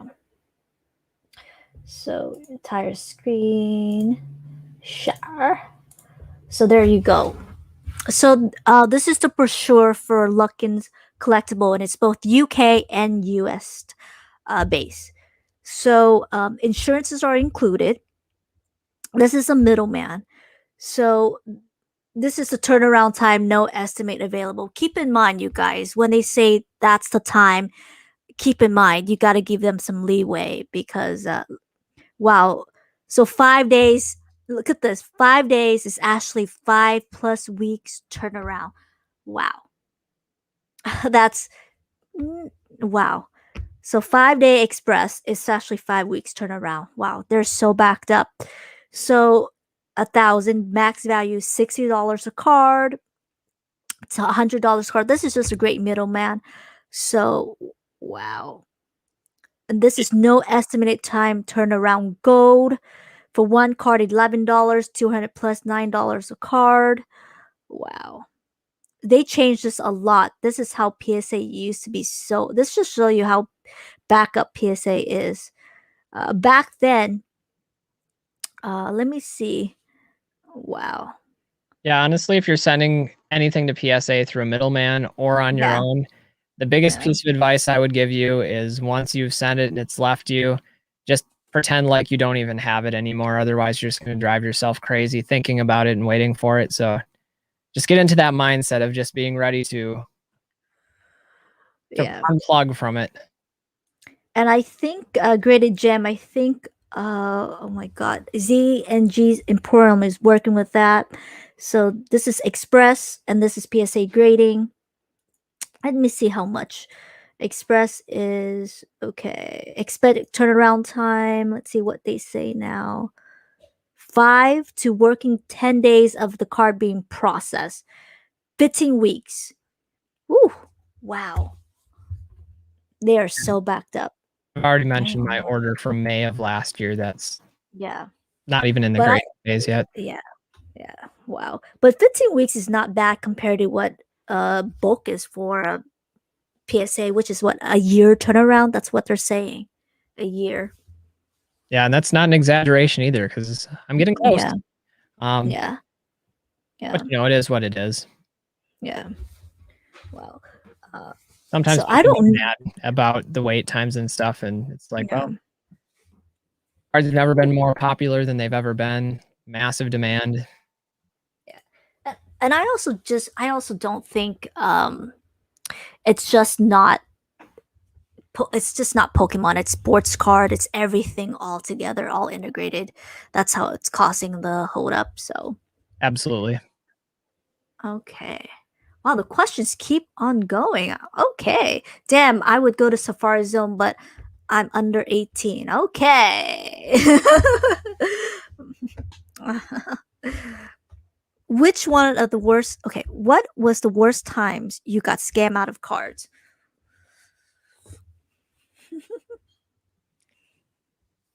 Yeah, this is a tough one for me to answer because I've been fortunate not to have too many issues. There was a situation that comes to mind where I had bought a box of cards that had sealed packs, and some of them were blister packs of all different sets. And it was a pretty good price point, and they had really detailed pictures in the listings of the cards, and they were all sealed. And I reached out to them and confirmed that ahead of time. And when the box arrived, all the packs were opened, and many of the cards were removed and not in there at all. And we're talking like some really heavy vintage packs, like Neo Discovery packs. There was like 10 Neo Destiny packs in there, and it was very, very disappointing at the time. There's not a whole lot you can do in that situation if you're a buyer, besides use the return refund buyer protection. So I got my money back. Ultimately, I wanted the products though, because it was one of those deals that just went under the radar, and it's like, this has value. This is something I want to hold long term. So it was unfortunate, but there wasn't a whole lot of damage done, I guess. Wow. It's funny talking about eBay and just getting scammed. Back then, it was a long time ago. I needed money. I think this was for college or something. So I decided to sell. I forgot what card it was. It was a Wizard of the Coast card. This is a memory that I push back. I refuse to remember what card it is. Okay, it's a Nidoqueen. now I'm coming back to me. It's not It's a repressed Nidoqueen. anymore. It's not just a Nidoqueen. I got scammed over a Nidoqueen, you guys. But it was just like a $15 purchase, and it was new to eBay, and it was just I sold it raw, and it was very nice condition. I would say near mint. So I just ship out the card, and then later on, a couple of days later, the buyer opened a case against me and said that I sent them a mess up, damaged Nidoqueen card. And I said, no, I did not. I did not. I had nothing to prove. Nothing to prove. I was stupid. I sent it. I should have recorded. I mean, like, who was going to scam me out of a Nidoqueen for $22 or $15, whatever it was back then? Anyways, so PayPal agreed with the buyer. And the seller switched out the card. He sent me his damaged Nidoqueen. Okay, damaged Nidoqueen. I got it back, and I was stuck with that card. But looking back, that was probably a blessing in disguise, because I stopped selling Pokemon cards thereafter. I was like, I'm done, not selling. And now I've hoarded all these cards. I guess I got scammed, but I actually have a similar purpose, and yeah, I stopped selling non-graded cards years ago, just because of the risk that comes along with that and how subjective people treat condition. And I tend to be the type of person that when I put something on eBay, I'm going to take very detailed, high resolution photos, and I'm going to be overly critical of it. Like, even when I send cards to PSA and I make my predicted grades, my grades tend to be lower than the ones that PSA actually gives them. I like to err on the side of the caution. But selling raw cards on eBay can be a danger in that way, because people can take advantage of it. So one of the things that's kind of cool about eBay right now is I believe they passed a new policy for sellers selling graded cards, where they've limited the types of return scams that are available for graded cards, which is one of the things that's kind of nice, because eBay is not traditionally super buyer or seller friendly for customer service. Very true. And I think with some, not that I know, because I haven't bid on any of these these auction, PWCC, I think that they try to stop with shield bidding. So you got to be registered as a buyer for a certain amount of time to bid, which is great. So have you heard about that? Because I heard it just really quickly about it, but I just kind of I just think I could speak to that a little bit. With PWCC, they had a really significant problem with shield bidding in the past, especially on some of those higher value items. So the protection they put in place was for certain threshold of value, they close open bids to anyone in the last 24-hour window. So you have to be pre-screened, pre-registered, and pre-approved based on the financial information you provide them and verification of like bank account status or something. And so they've cut down tremendously on the shield bidding for some of those higher end cards. Gotcha. Thank you for clarification. Z, thank you for so much. Yusuf, thank you so much. Really appreciate that comment. Okay. James wanted to clarify what he was doing with the skateboard. I was skating a 7 feet ramp and it was wet. I slid out of my leg and tango and pop. Ouch! That'll My happen. foot was flopping around and I went right into shock, didn't feel a thing. Ew. I've Ouch. had I hope you're staples in the back of the okay. head, torn MCL, dislocated shoulder, broken fingers. I mean, the list goes on, but I'm not gonna quit. That's just part of the hobby. Of that hobby. Not so much Pokemon hobby, but can you imagine Get if it were like injured. you're flipping through your cards, putting them in card savers, and you break a couple fingers in the process? No, Injured. this is the safe hobby usually. Sometimes.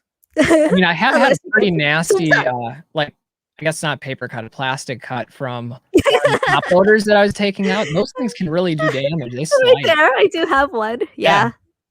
Yeah. Yeah. That would happen, James.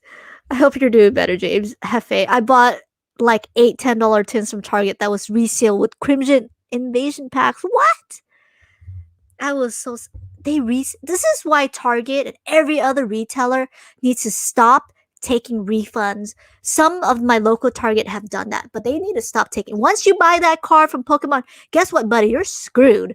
But they should, but they don't, because I keep hearing these stories over and over again of people going to like huge retailers and buying cards and getting resealed packs. But Crimson Invasion, come You have on. every right to be salty. Don't feel bad about the salt. That's Yeah, justified. I agreed. I agree. That's terrible. Okay, this one's definitely for you because you got some PSA cards graded. When we'll be seeing the first wave of the PSA frenzy, and I do believe that there is going to be a huge PSA frenzy back. Well, fortunately, over here is where I keep my crystal ball. And we just look into it and gaze into it. We'll know when PSA catches up. In all seriousness, though, I will say that I think to some degree we are seeing some of the frenzy, because I had a couple different orders that I sent out during May of last year. And the first one I sent came back in October or November. So I'm sure they're already dipping into that backlog. It's just, how extensive is this backlog? And I have a feeling it's just tip of the iceberg, if I'm being honest. Like, I know there were people sending very heavily into PSA through June, July, August, September, October. Probably October and November might even be the like largest submissions, given what was happening with the Logan Paul unboxing, and that's kind of when prices were at their all-time high, and Mhm. it had the most media attention. So I don't know. I guess it depends on how quickly PSA turns around their grading process, and they're still not through the orders from all of the orders from May, or they're not taking them in sequential order, which is also entirely possible. I don't know. Yeah, that's very tough, but I do think it's coming. I don't think it's anytime soon. Probably another year and a half. But I um I know. I mean, I have like probably 8,000. You probably have 700. The cat's meow sense set about 1,000 to PSA. So the wave is it's definitely coming, you guys. And I have friends that are collectors that are setting modern and they're just waiting. They're like, where is my shiny Charizard from Hidden Fates? Or they're definitely waiting. So I do think it's gonna come. I do think it's gonna plop in the market. And I'm gonna make a prediction. I think that's when the market's gonna be a little bit flooded, saturated. But that's just me. And that's my opinion. But I I do agree. think I think we're going to that see some saturation too. yeah. I think it is going to be felt far more significantly in certain segments of the market. Personally, I think modern is going to experience that the most, since the vast Yeah. majority of people that are just entering grading that have cards are probably modern cards, because a lot of the collectors that are out there that have been hoarding and collecting these vintage cards have already kind of flipped through the best ones and have been submitting them for years already. So finding those raw and graded really nice copies is just not as common. Yeah. In addition to that, though, I would say that I think there's a little bit of danger in some of the vintage cards that are just commons and uncommons that have never had a justification to send for grading, unless you're just wanted to take a loss on it because you're going to pay $20 for a card that you can then sell for $8. And so now we're seeing some of those prices in the multi hundreds of dollars. And, now there's a financial incentive to grade those, and those aren't nearly as scarce as what the existing market would suggest they are. Yeah. And I'm sure you've heard of this. Have you heard of the junk slab era? Have you heard of that? Have you heard of Absolutely. just people? Yeah.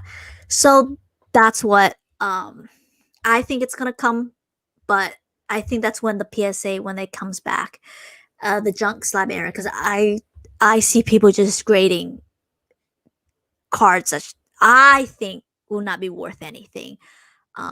Like a Mr. Mind GX. I mean, this is not for. I mean, I asked. I mean, is this the card that you want for your personal collection that you like the card? They're like, no, I want to grade that card to flip that card. But I think when it comes to just grading, people don't really sit there and they just need to do the math. But I think it's a part of just being misguided because they think, hey, I can grade a Mr. Mind GX or Camera Up GX, and they'll grade the card, leave it for 20 years, and they say, hey, I think this card's gonna be worth $20,000 one day. I'm like, but is there a demand for a for a Camera Up GX? And I think there's another misguided, as in, okay, so a Mr. Mind GX, the population is 1 for, or pop 3 for PSA, and you think because it's low pop it's gonna sell, but that's just based on misguidance. Hopefully you know what I'm talking about a little bit. Yeah, and in one of my videos, I kind of talked about cards that I felt are likely to be oversaturated in the future.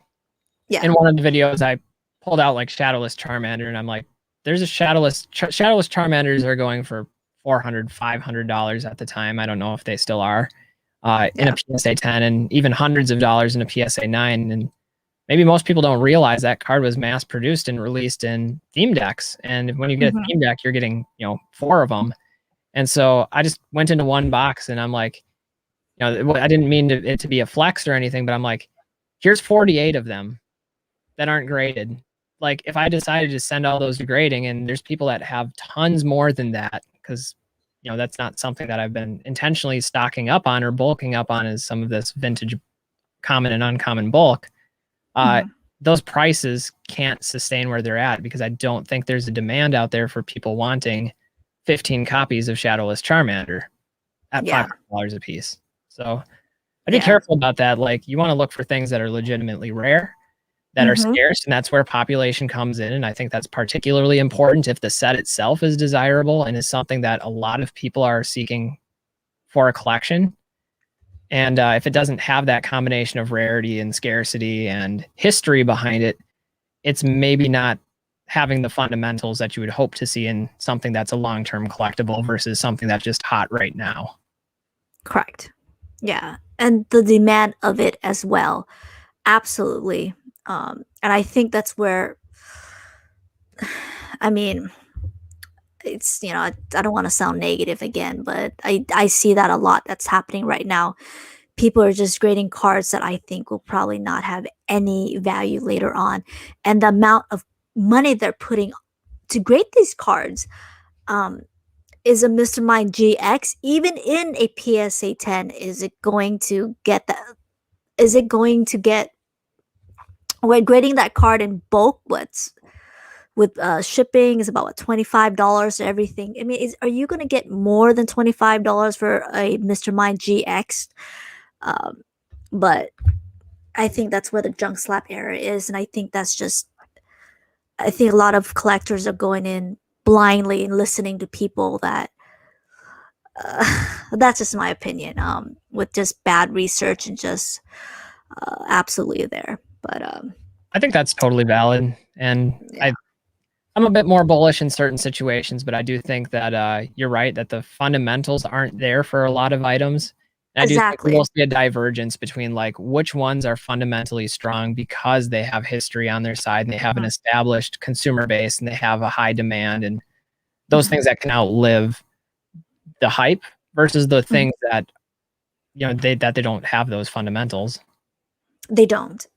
They don't. And it's kind of tough because there are a lot of YouTube channels out there that that's great because they're learning the new hobby, but at the same time it's kind of the blind leading the blind a little bit, in my honest opinion, without sounding really negative.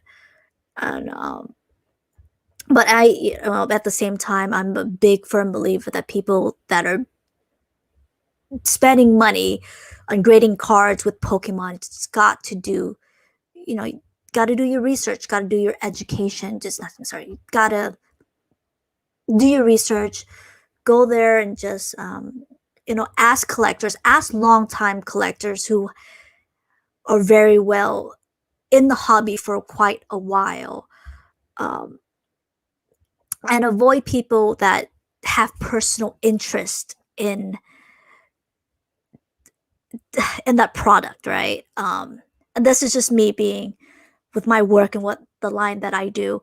If someone's telling me to invest something, if someone's telling me to collect something or just buy into something, I always go, does this person that's telling me to do this and that have a personal interest in what it is? I mean, in the end, do they want really for me to make money, or do they want to make money themselves?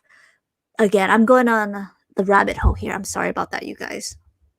I'm so sorry. But anyways, James says my worst eBay experience has been only they shipped the card in plain envelope and it was a rainy day and it got the card. Oh, that's terrible. Have you had any situations where like something wasn't packaged well and it ended up getting damaged for you? Yeah. Absolutely. I remember this clear as day because I laughed at it, and I bought it was a gold star. It was a gold star meal, and this is back then when I got it for only like $38 on eBay. It came in a sock. He just stuffed the card in the sock and just, there you go.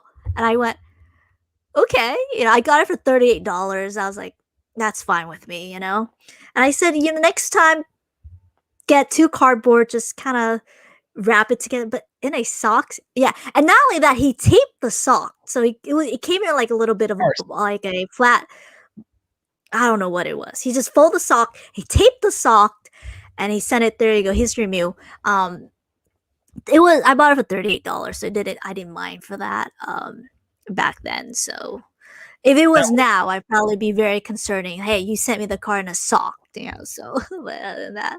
That would have been like the ultimate shipping method for Dobby, the house elf from Harry Potter. Would have loved that. Okay.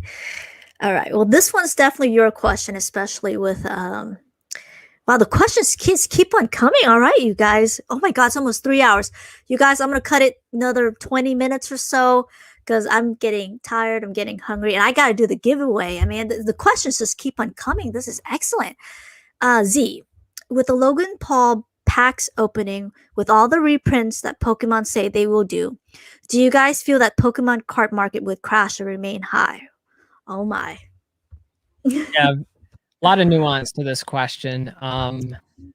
It's my personal opinion that I think we're entering a phase of probably really rapid and substantial attention, which will probably lead to further growth. That's what I think.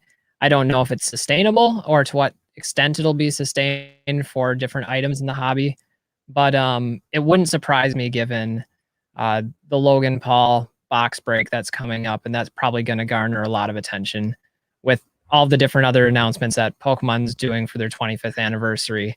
I think too, having another round of economic stimuli coming at some time close to when those other things are happening, I really do feel like it's a perfect storm that's going to create more hype, and to some degree artificial, yes, but I do think that we're going to see all of those things increase the attention and indirectly therefore increase the mania that we're already getting a taste of right now. I don't think it's going to be sustainable for most things. Perhaps it will be with some things, especially if you're introducing a whole another segment of collectors and getting them immersed in the hobby. But Okay. that's kind of where I'm coming from with that question. Yeah. Um, I'm just gonna go through this real quick because I definitely don't want to go through the rabbit hole. I'll definitely do a rabbit hole video later on.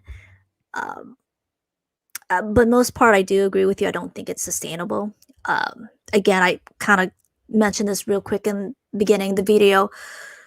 The thing is that Pokemon is a luxury good, right? From what it is, it's gonna have it. The demand is there for it now, right? Because people want it. And first of all, if I have 40,000, I think he sold a pack for 40,000. Did you hear about that? I think they all sold for $40,000. 40,000, and I think the Yeah, the highest one was like box. Yeah. 44,000. Wow. Just real quick, digress. If I had 40,000, I would not spend it on a Pokemon card opening. I mean, a pack that was opened by someone else. I would probably invest it on something else, not Pokemon cards. But do I think the market will crash? I do. I absolutely do. I absolutely do. And I think that's just a different type of layers and variable to it. But I don't want to go into much detail. I mean, at the beginning of the video, I went on a quick tangent. So I've been studying a lot on collectibles and just investment and is it going to be sustainable? I do think that it's based on history that there will be a market crash. Every time there's a pandemic, there's a crash. Okay, it's people are saying it's going to crash this year, and some are saying it's going to crash in 2 or 3 years. And when it does crash, and if I were to gamble, I would probably pick the side of history because history has said it will crash. The first thing that happens, the first thing when the market does crash, and I suggest people do research on this. Figuring out about the market crash and just look at the history with housing crash, market crash. Do your research on this. This is my honest opinion. I've spent hours just looking at this, but I just want to answer the question real quick. When it does crash, and I firmly believe it will, the first thing it will do is collectibles, luxury good. People are gonna sell their membership to golf club, membership to whatever luxury is, and I think that is when everything goes. That's what it is. That's my honest opinion, and that's when I plan to come in and buy the things that I want. Hope that's what it is. But I don't want to go too much on a tangent and just go on that. But do your research because that's what happened in 2008. Collectibles were going fast. But do your research on that. I highly suggest on that. Just type in market crash, collectibles, and just. Anyways, sorry about that, you guys. I just went on a tangent. Sorry about that, Pokemon Classic. Not at all. I just totally went on a tangent. I just think that people blindly throw their money into Pokemon, and I think it's probably not something they should not throw their money in, especially with what's going on right now and what's going on with the world. Anyways, Adam says some people love Mr. Mime. I don't know, someone thing does. I don't know. The Mr. Mime spot in Detective Pikachu was pretty amusing. Yeah. Mr. Lockett, are the recent cards, I'm sorry, are the recent price increases on Pokemon cards due to appreciation or inflation? And does it even matter at this point? It's another good question. Yeah.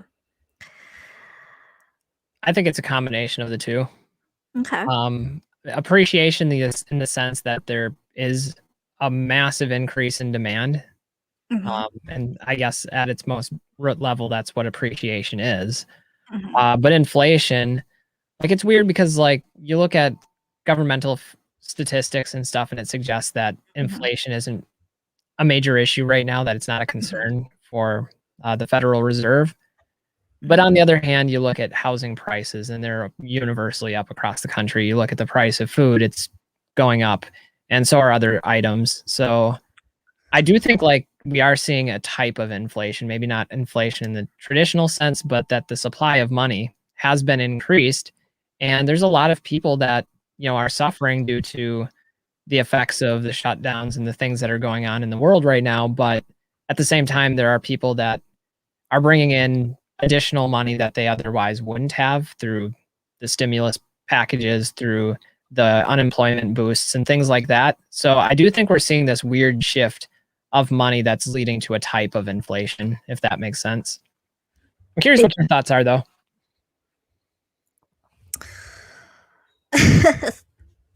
Oh my god, I might just have to go down a rabbit hole with this question again, but I'll make it quick and short. Because there's so many layers when you ask questions. When there's questions like this, there's so many different layers. Just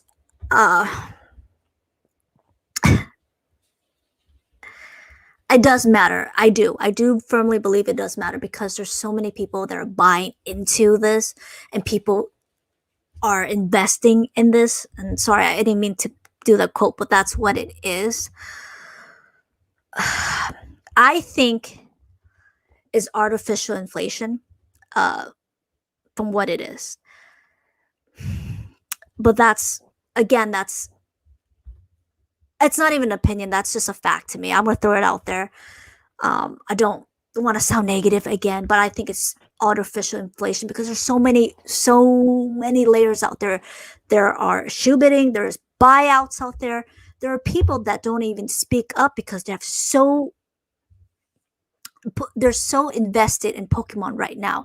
That's why I firmly believe the Pokemon community is so quiet, because they're heavily invested in the PSA cards that they have. They don't speak out on it. That's what it is. I think it's artificial inflation. I do.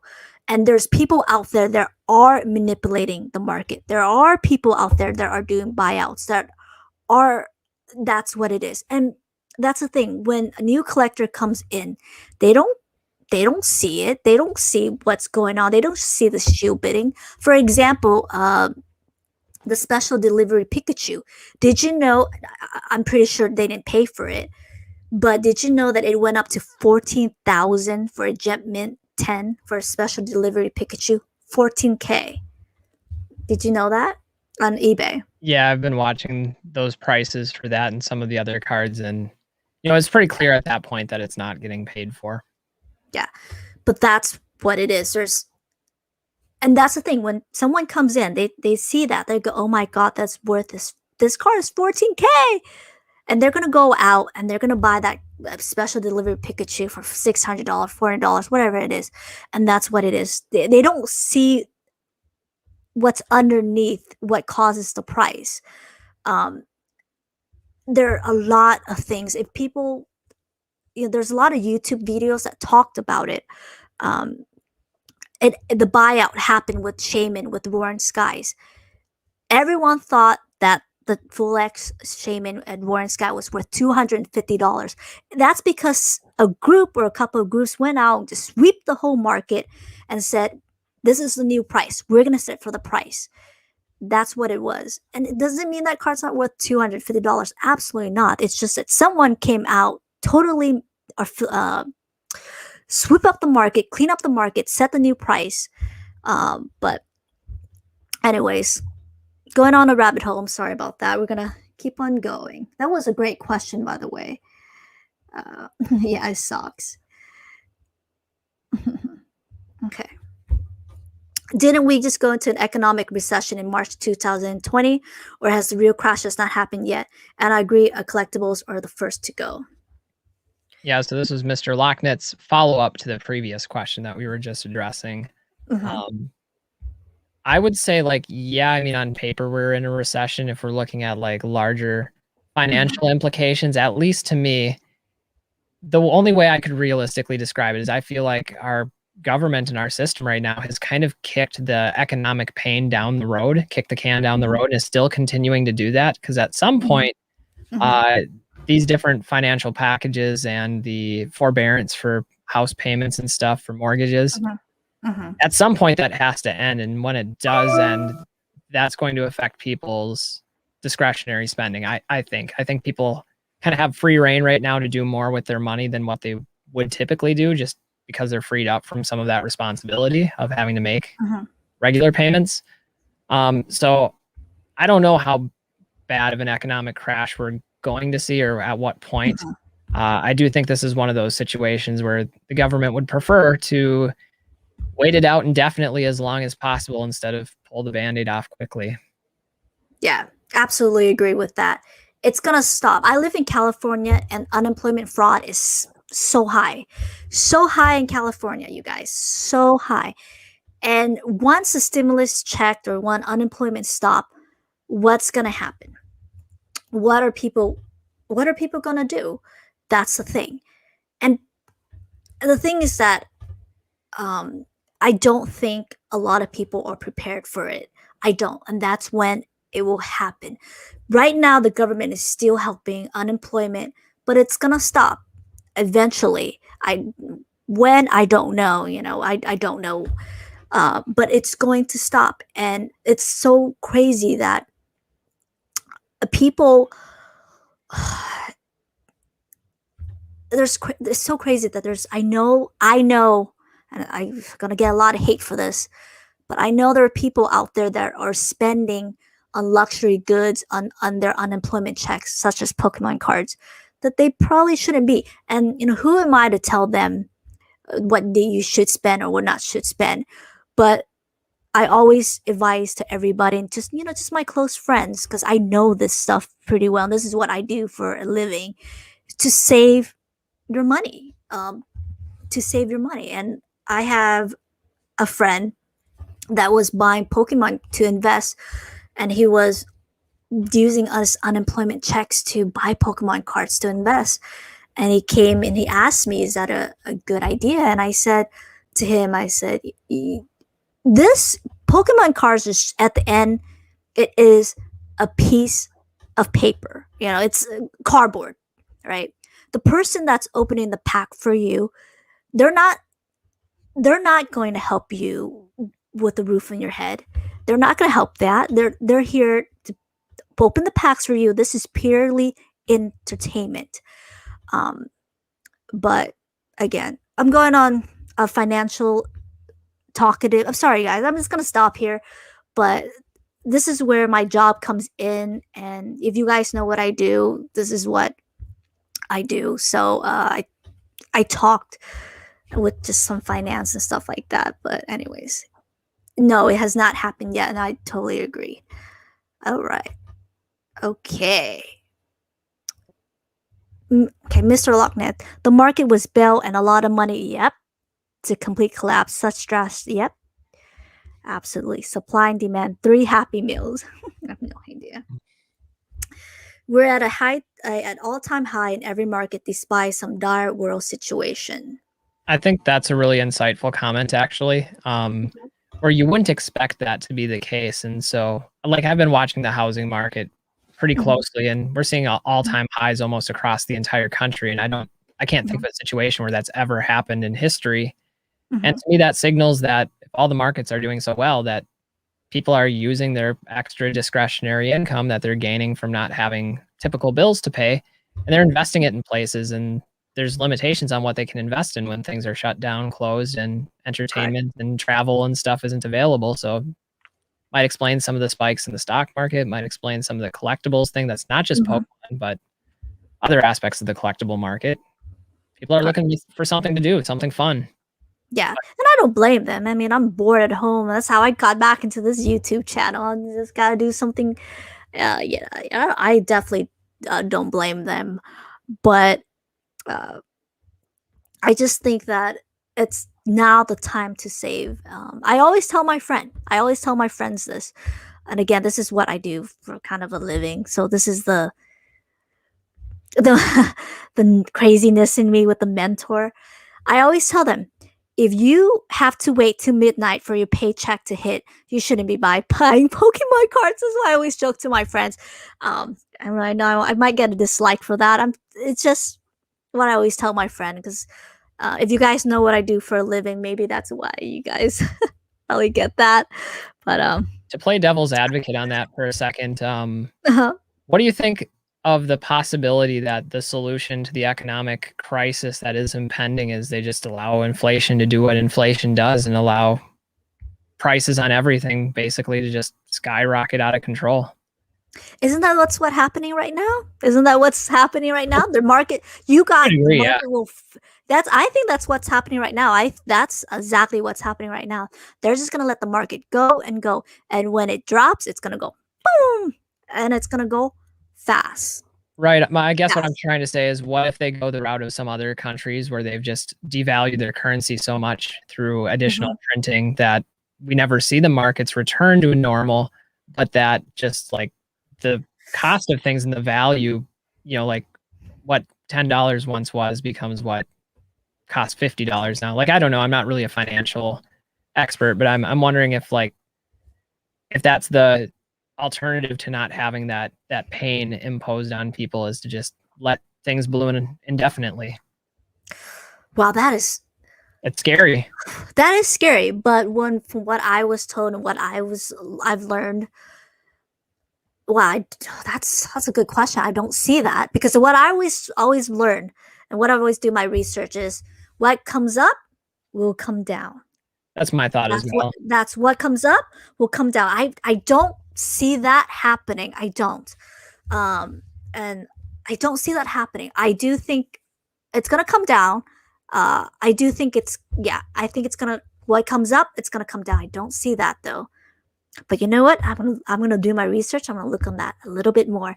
I don't think so, but I have to agree with you. The only reason I bring it up is like with the increasing of like a universal minimum wage and talks of like a potential universal basic income and things like that, where if the plan in the long term is just to massively increase the supply of money that people are receiving permanently, that might be what we like. I think that would be more harmful of an approach than the alternative.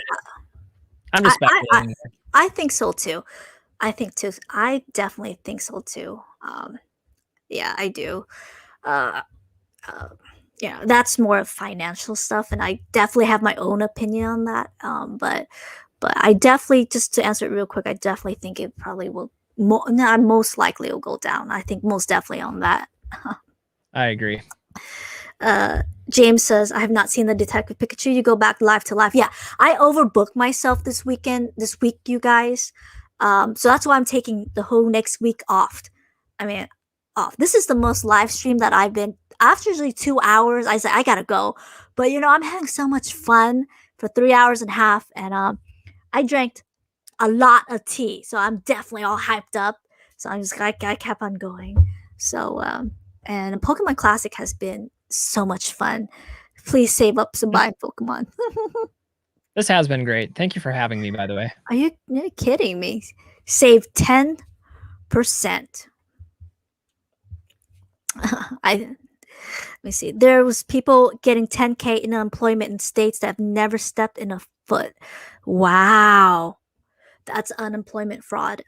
Yeah, there's tons going on with it right now with you guys. But different subject.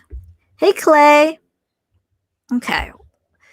Bullish or bearish on first ed jungle? Not sure what he means by that. Do you know what he means by bullish or bearish?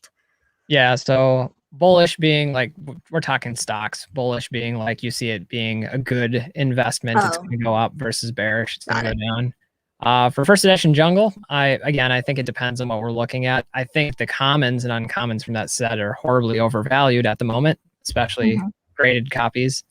I think a lot of the holographic cards are low population in some of those higher grades, and one of the other considerations too is that it's the second set that was ever released by Wizards of the Coast, so I think there'll always be some demand there.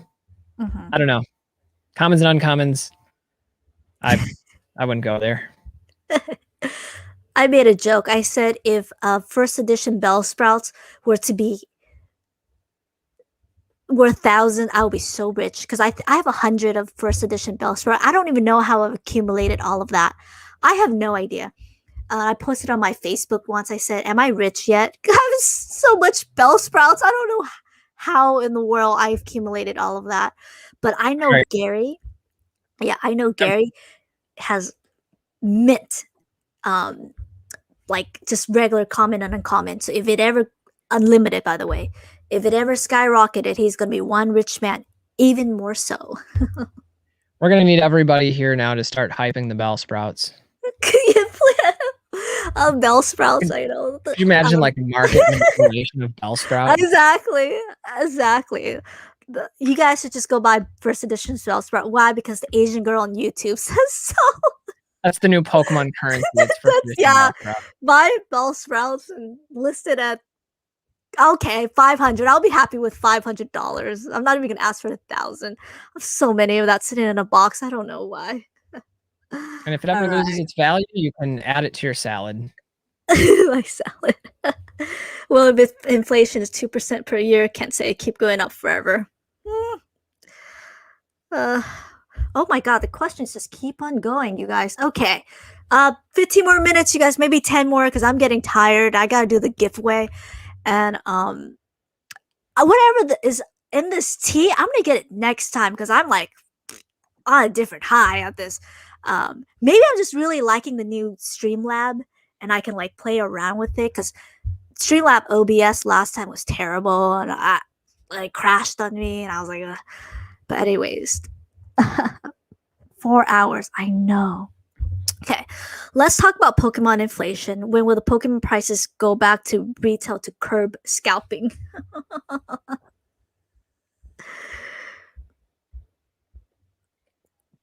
I don't know. I think it's going to be later than sooner. Personally, I hope it's sooner than later. But I think all the media attention that's coming into Pokemon right now, we're going to be looking at the better part of the year. Would be my guess, at the very minimum. Yeah, I don't think it's I don't think it's going to happen anytime soon. Even though they did the announcement for the reprint and they have new printing center set up, I don't think it's going to happen anytime soon. Probably in 2 years. That's my guess. I think in 2 years it's going to go back to normal. And I think the people that are spending $15 a pack, opening up new products and just going nuts, I think they're going to leave. I do. I think they're going to be so burnt out. I think they're going to leave. That's my honest opinion. A question for both of us. Favorite tea? Do you drink tea at all? I am not a tea drinker. No. Oh. I do enjoy iced tea. Oh, very nice. Yeah. Caffeine? Any type of caffeine? Coffee? Not much of a coffee drinker. I'm an avid fan of hot chocolate, though, especially up here in Minnesota winter. We've had 2 weeks of it being below negative 20 degrees, 2 weeks straight. With wind chill. I should specify that, but hot chocolate is the way to go. Very nice. I like jasmine tea. Definitely. I think that's what I got, jasmine tea. I'm all hype up. They asked me extra sugar. I go, oh yes, extra sugar, please. So I'm pretty dicey. Check this one out.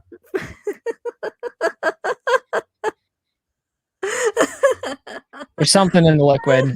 Let's leave it at that. You know what? Just for that, I'm going to troll a little bit on that comment. I like that. Excuse me for a bit. Yeah, you got to use the troll for that one. I do. I love it. Check this out.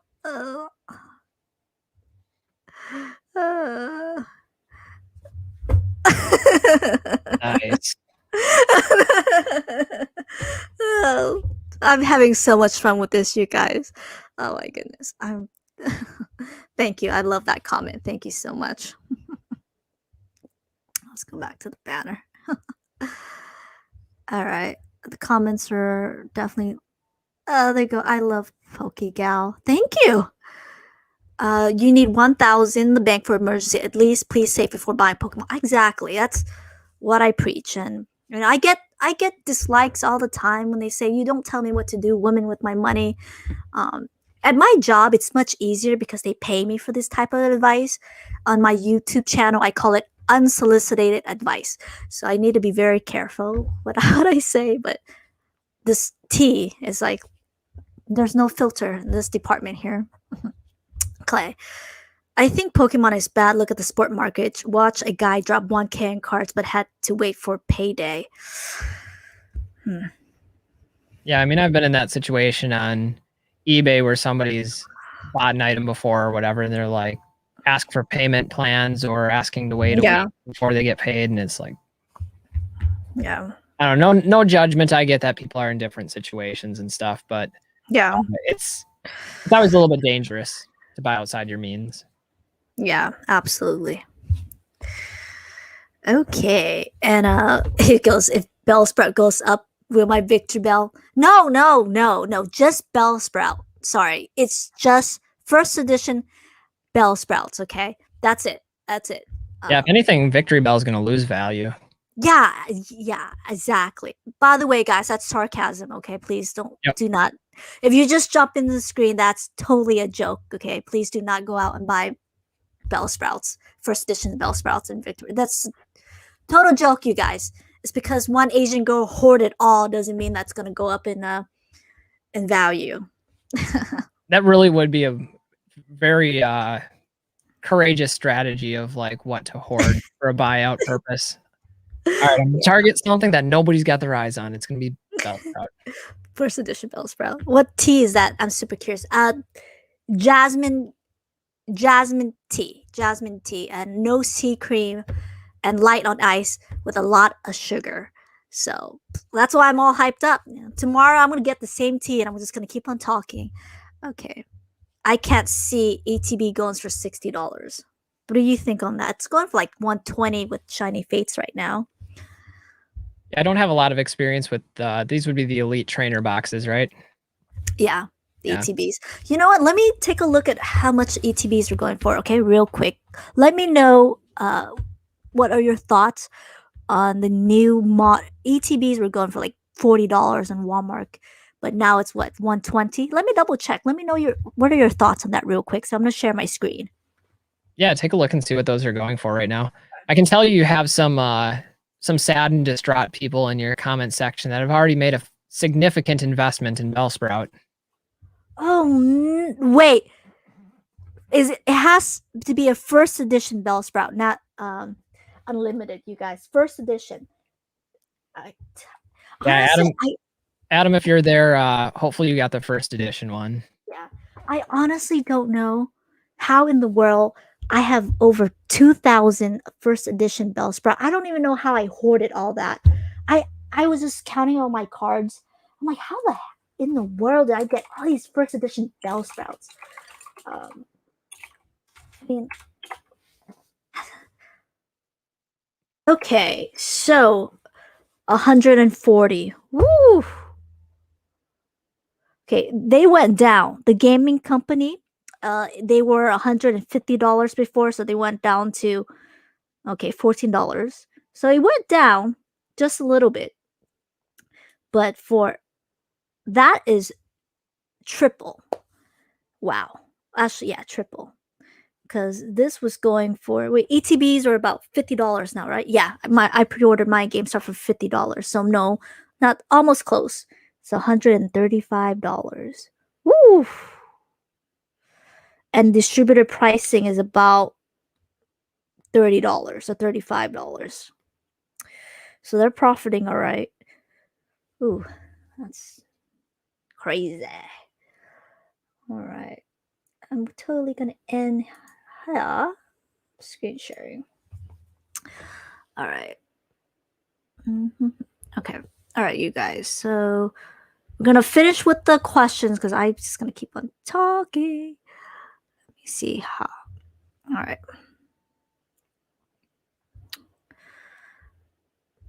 Okay. Thank you. Very informative. Thank you very much. I'm glad to hear my me going on a tangent, just talking about very informative. Thank you so much, you guys. I really appreciate you guys. It's -40 here. Oh my goodness. How cold is it over there with you guys right now? Where are you at right now? Well, we're just ending our cold snap, which was 2 weeks long. At the peak, it was about -40. My thermostat for outside right now says 6 degrees. Wow. My God, I live in California, and when it was like 70 degrees, I'm like, it's cold. So yeah, I would gladly take anything over 30 right now, but we might not see that for another couple months. The layout's looking slick. Thank you very much. I love it. I love StreamYard. I'm glad I switched over. The crashing from last stream was a blessing in disguise because I switched over right away.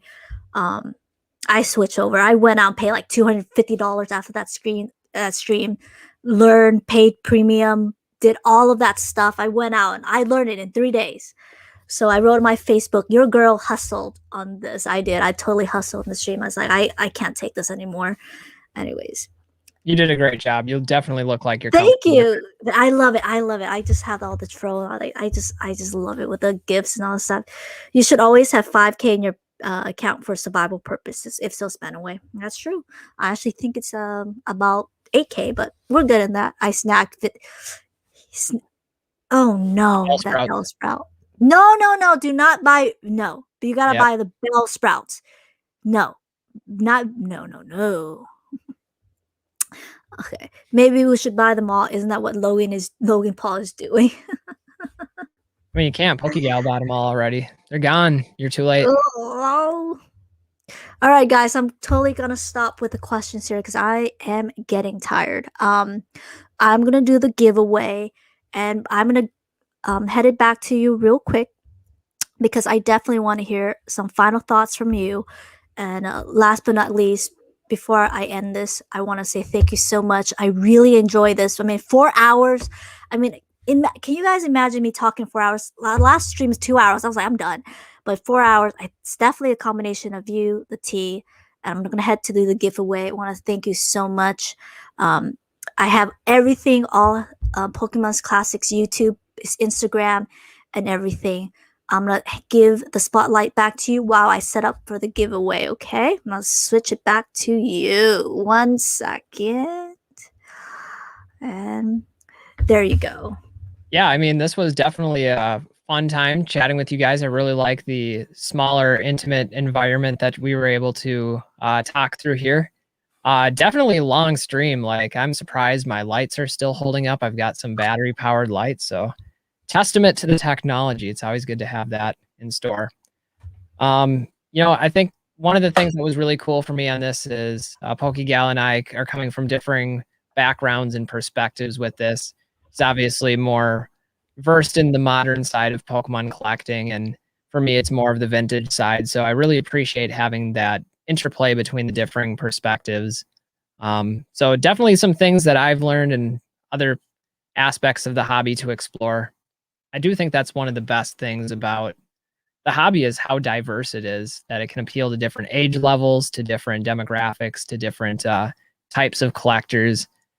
And I know I really enjoy that personally. So had a great time here. I'm looking forward to seeing what happens with this giveaway. I don't even know what's being given away. So that'll be something fun. Absolutely. Since I have this new setup, stay on. I want you to check out the giveaway. I think you will like it. So give me 1 minute, you guys. 1 minute. I've learned this. I practiced this. I can do this. I can do this with the new 1 minute. Okay. Yeah, I'll go ahead and ramble for a minute. Yeah, you have to ramble for a minute. Yeah, I'll ramble for a minute and just feel free to cut me off when you're ready. Looking over into the comments, some of you feel my pain here with the cold temperatures. Top was -55. That's unbelievable. Why do we put ourselves in this situation? Like, I wonder why, like, I'm still here in the frozen tundra. James, it's great hearing your questions. Some great questions throughout this stream from all of you, actually. Northern Idaho. That's one of the few states I've actually never visited, so I need to get out that way. Yeah, Kansas, cold down there, and I know like Texas is still dealing with their winter storm, and up here in the north we're all just kind of like smirking and rubbing our hands together maniacally, like just enjoying that other people get to experience snow and see what we have to put up with on a day-to-day basis. All right, just because San Diego's great, Z, doesn't mean you have to rub that in. That's just not nice. I live in Orange County. I mean, you didn't have to rub it in either, but thank you for putting that into the pain. Yeah, I do feel bad for Texas. Things are looking pretty rough down there with the power outages and the cold. I do have some relatives down in Texas that lost power for a few days. Keep a Charizard in my pocket to flex on the class. I mean, it's not a terrible idea. And just be like, hey, you guys want to see my Charizard? The lesson never gets stagnant. We always have that to fall back on. Wow, Clay, I didn't realize that it was that profound in Texas with 3.2 million out of power. I take back my comment about like maniacally rubbing my hands and enjoying. I would not wish that misery or suffering on anybody, especially people have freezers full of food and other things to worry about as well. Show you my favorite card. Well, I don't think I have my favorite card available here, but at the beginning of the stream, PokeGal asked me about like what was my favorite artwork, and one of them I mentioned was Umbreon from Neo Discovery, and I haven't really graded any unlimited cards or not many unlimited cards in the past, and so I've recently been going through some bulk stuff, looking at what I have in the inventory for unlimited. And I did come across a unlimited Umbreon from Neo Discovery, and this one is actually really good condition. So this will be in one of the future PSA submissions. It's not a first edition, but the artwork on the Umbreon is one of the best out there, in my opinion. I tried to pull some things to show off during the stream, and fortunately, some of them made sense with the topics we were talking about. Okay, guys, I am ready. All right, bring on the giveaway.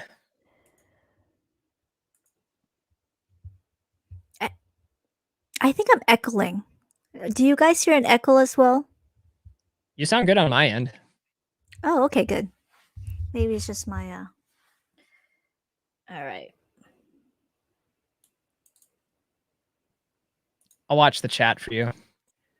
Yeah, they said nope, so you should be good. Okay, perfect. So I got 2 mystery bags, and I want to share the screen real quick where I got this from. So I'm pretty excited because I don't even know what's in it, but I'll show you guys. I got this from Brandon Peterson. It's a mystery box, but I took out where the contents is and I put it on 1 and 2. So it was sold out pretty quickly. So I'm pretty excited. I don't know what it is. I'm going to open it myself. So there'll be 2 winners. And then here we go. So this is where I got it from, Safari Zone. Anyways, since we are on Safari Zone, this is where I recommend you guys to go. This is where all I buy my products, my SEAL products, from Safari Zone Collectibles. So just type it in, Safari Zone Collectibles. They also do bulk trading, PSA grading. So you can trade your bulk cards for PSA grading as well. Okay, so I'm going to go here. The moment of truth. Moment of truth. Let me see. How do I go? Oh, I gotta stop sharing my screen. I think I did that. Cool.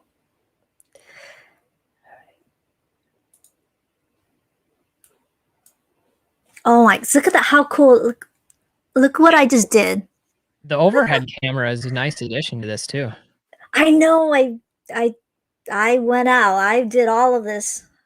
The last stream was pissing me off, so I did all of that. All right. So let me do something real quick. As you guys know, I always do the same thing. We only have, about 30 people watching. It's not bad on Facebook as well. So guess only once. If your number is duplicate, please guess again. And is pick a number 1 to 100, 1 guess per person. And good luck, you guys.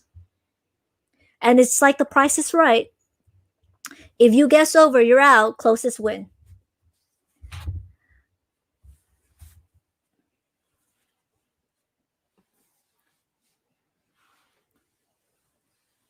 LOL is not a number, SGR. Or maybe that was 101 instead of LOL. Disqualified. 1 to 100, not a 101. There's always that person. No, we appreciate you, SGR. All right, you guys. So sure, do you want to guess again? They're gonna guess 1. You know, if he goes 1, I'll be shocked. All right. Stop, you guys. Let me type stop. Okay. All right. Let me go. Oh, Terminator. Did he not get in?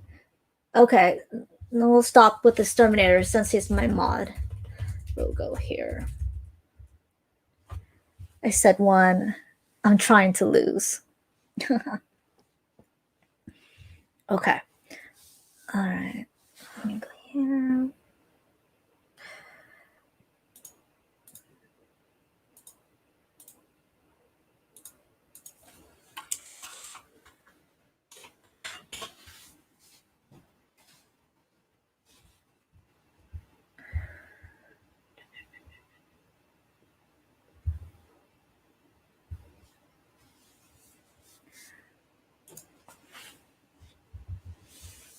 All right. Pokemon Classic, do you see my screen with random.org? Yep. Yeah. Okay. Good luck, you guys. Some random number generator time. No, yeah. 1 and done. 33. Ooh, right, you had somebody with 33 on the dot in the YouTube comments. Really? Yep. Shadow Virus. Oh my god, he did. All right, that's actually on the dot. That's pretty sus, if you ask me. Time traveler. All right, Shadow. Let me switch back. Okay, I don't know what's in this package, so good luck. You get to pick number 1 or 2. Let me switch over to here. Oops, let me remove.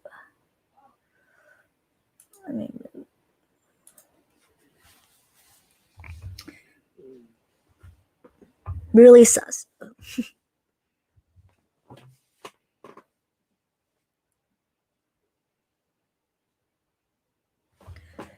$12. Disqualified. All right, 2. That was clever though, going with the 12. I know, very I give you props for that. That was a good try. Okay. So I'm not sure. I'm sorry. I want to double check what he won. And message me on Instagram, Facebook. So I will ship this out to you for free. Okay. All right. Okay. So we got some reverses. Let me see this. Oh my goodness. Weave tile, misses. Okay. Boldor, misses. Okay. Oh, Magikarp. Okay. All right. And some code cards. Oh, the Torchic. Let me see what else is in here. All right. All right. So there's 2 cards in here. All right. Okay. Oh my, hey, that's pretty nice.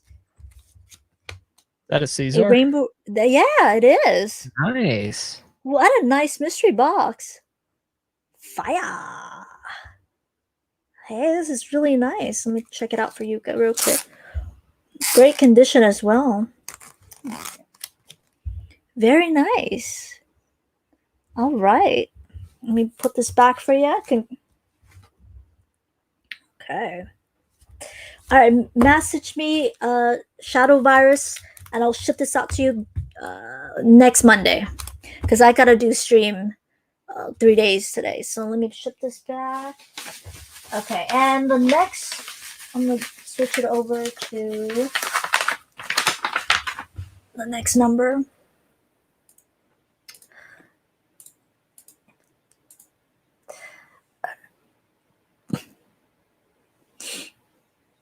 All right, so we're all sticking with the original numbers, right? No, I'm gonna respin it. Not respin it, but Oh, no, pick another number. Yeah. no, I meant like you're gonna have people pick a second number, or they're still on their first number.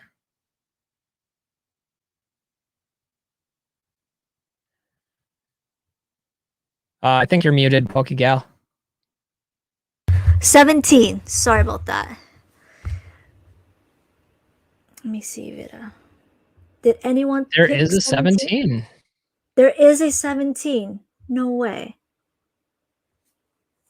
Double sucks. Let me see. Where's 17? Who hit 17?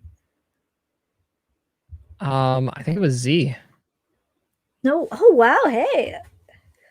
I'm going to do the wheel next time because I'm so terrible at looking at numbers. Let me see. Did Z hit 17? Oh, he did. Nice. All right. So you're left with 1. Let me end. Let me go here. Well done, Z. I know. Well done. All right. Okay.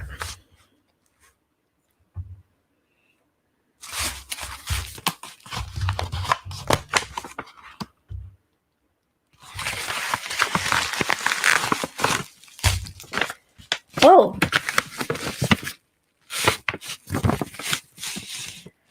Hey, got a jumbo card.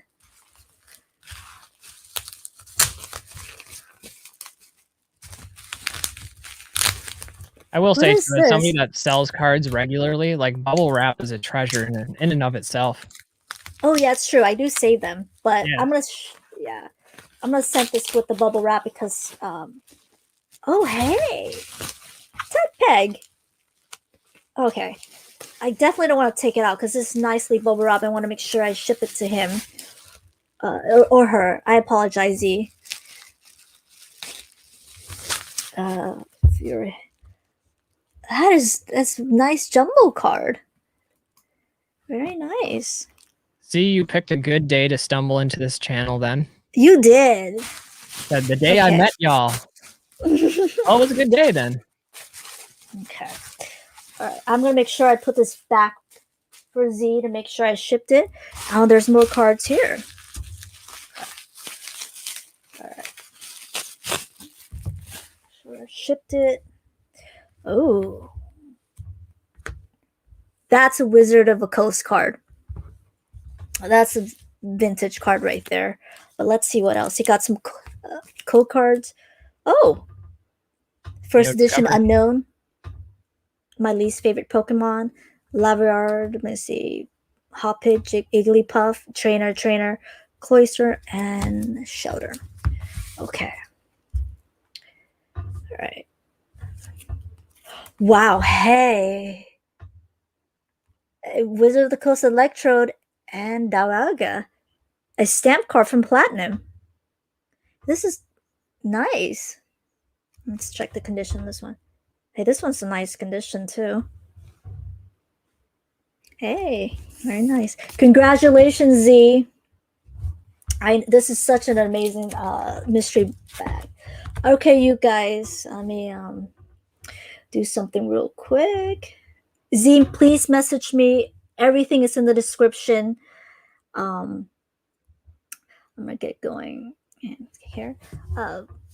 Ooh, it went to 3 screens. Tri-screen. I went to like all 3 screens. Let me remove myself. All right, thank you, Pokemon Classic. I appreciate all of that. It was a really nice talk for our mark, and keep in touch. Absolutely, and keep at it here on YouTube, and love your new setup. So hopefully this will be good too with the upcoming streams, because I know you're just a couple steps in here into your stream marathon. Oh yeah, 3 stream. I'm definitely gonna take a break next time for next week. Yes, Z, it's yours. I bought it specifically for the giveaway, and I'm gonna let you go, and I'm gonna just talk to the audience real quick, and then bye, Pokemon Classic. Bye, everybody.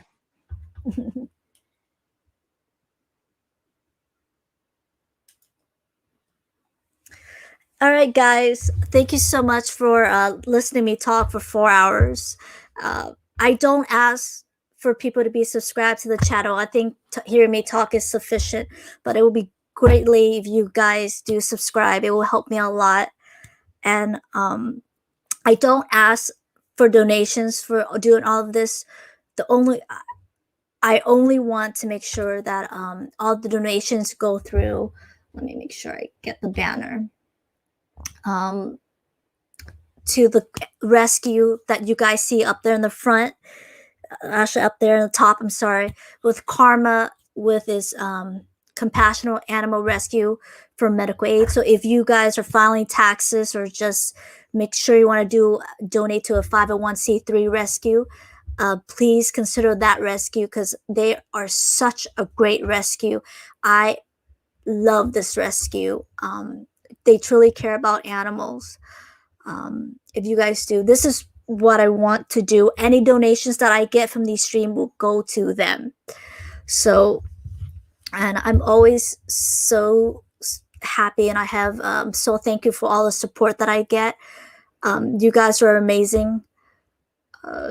So I just get a little bit emotional talking about this kind of stuff, but you guys are amazing.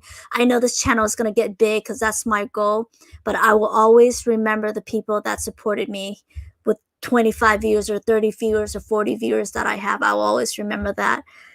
And pretty much that's it. And I always wanted to end the number one investment advice that I always tell people is to invest in yourself.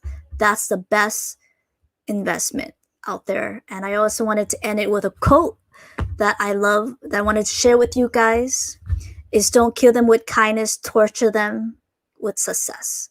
So good luck to you guys. I'll see you guys tomorrow with Bulbasaur Squad. And have a good night and take care, you guys. Bye.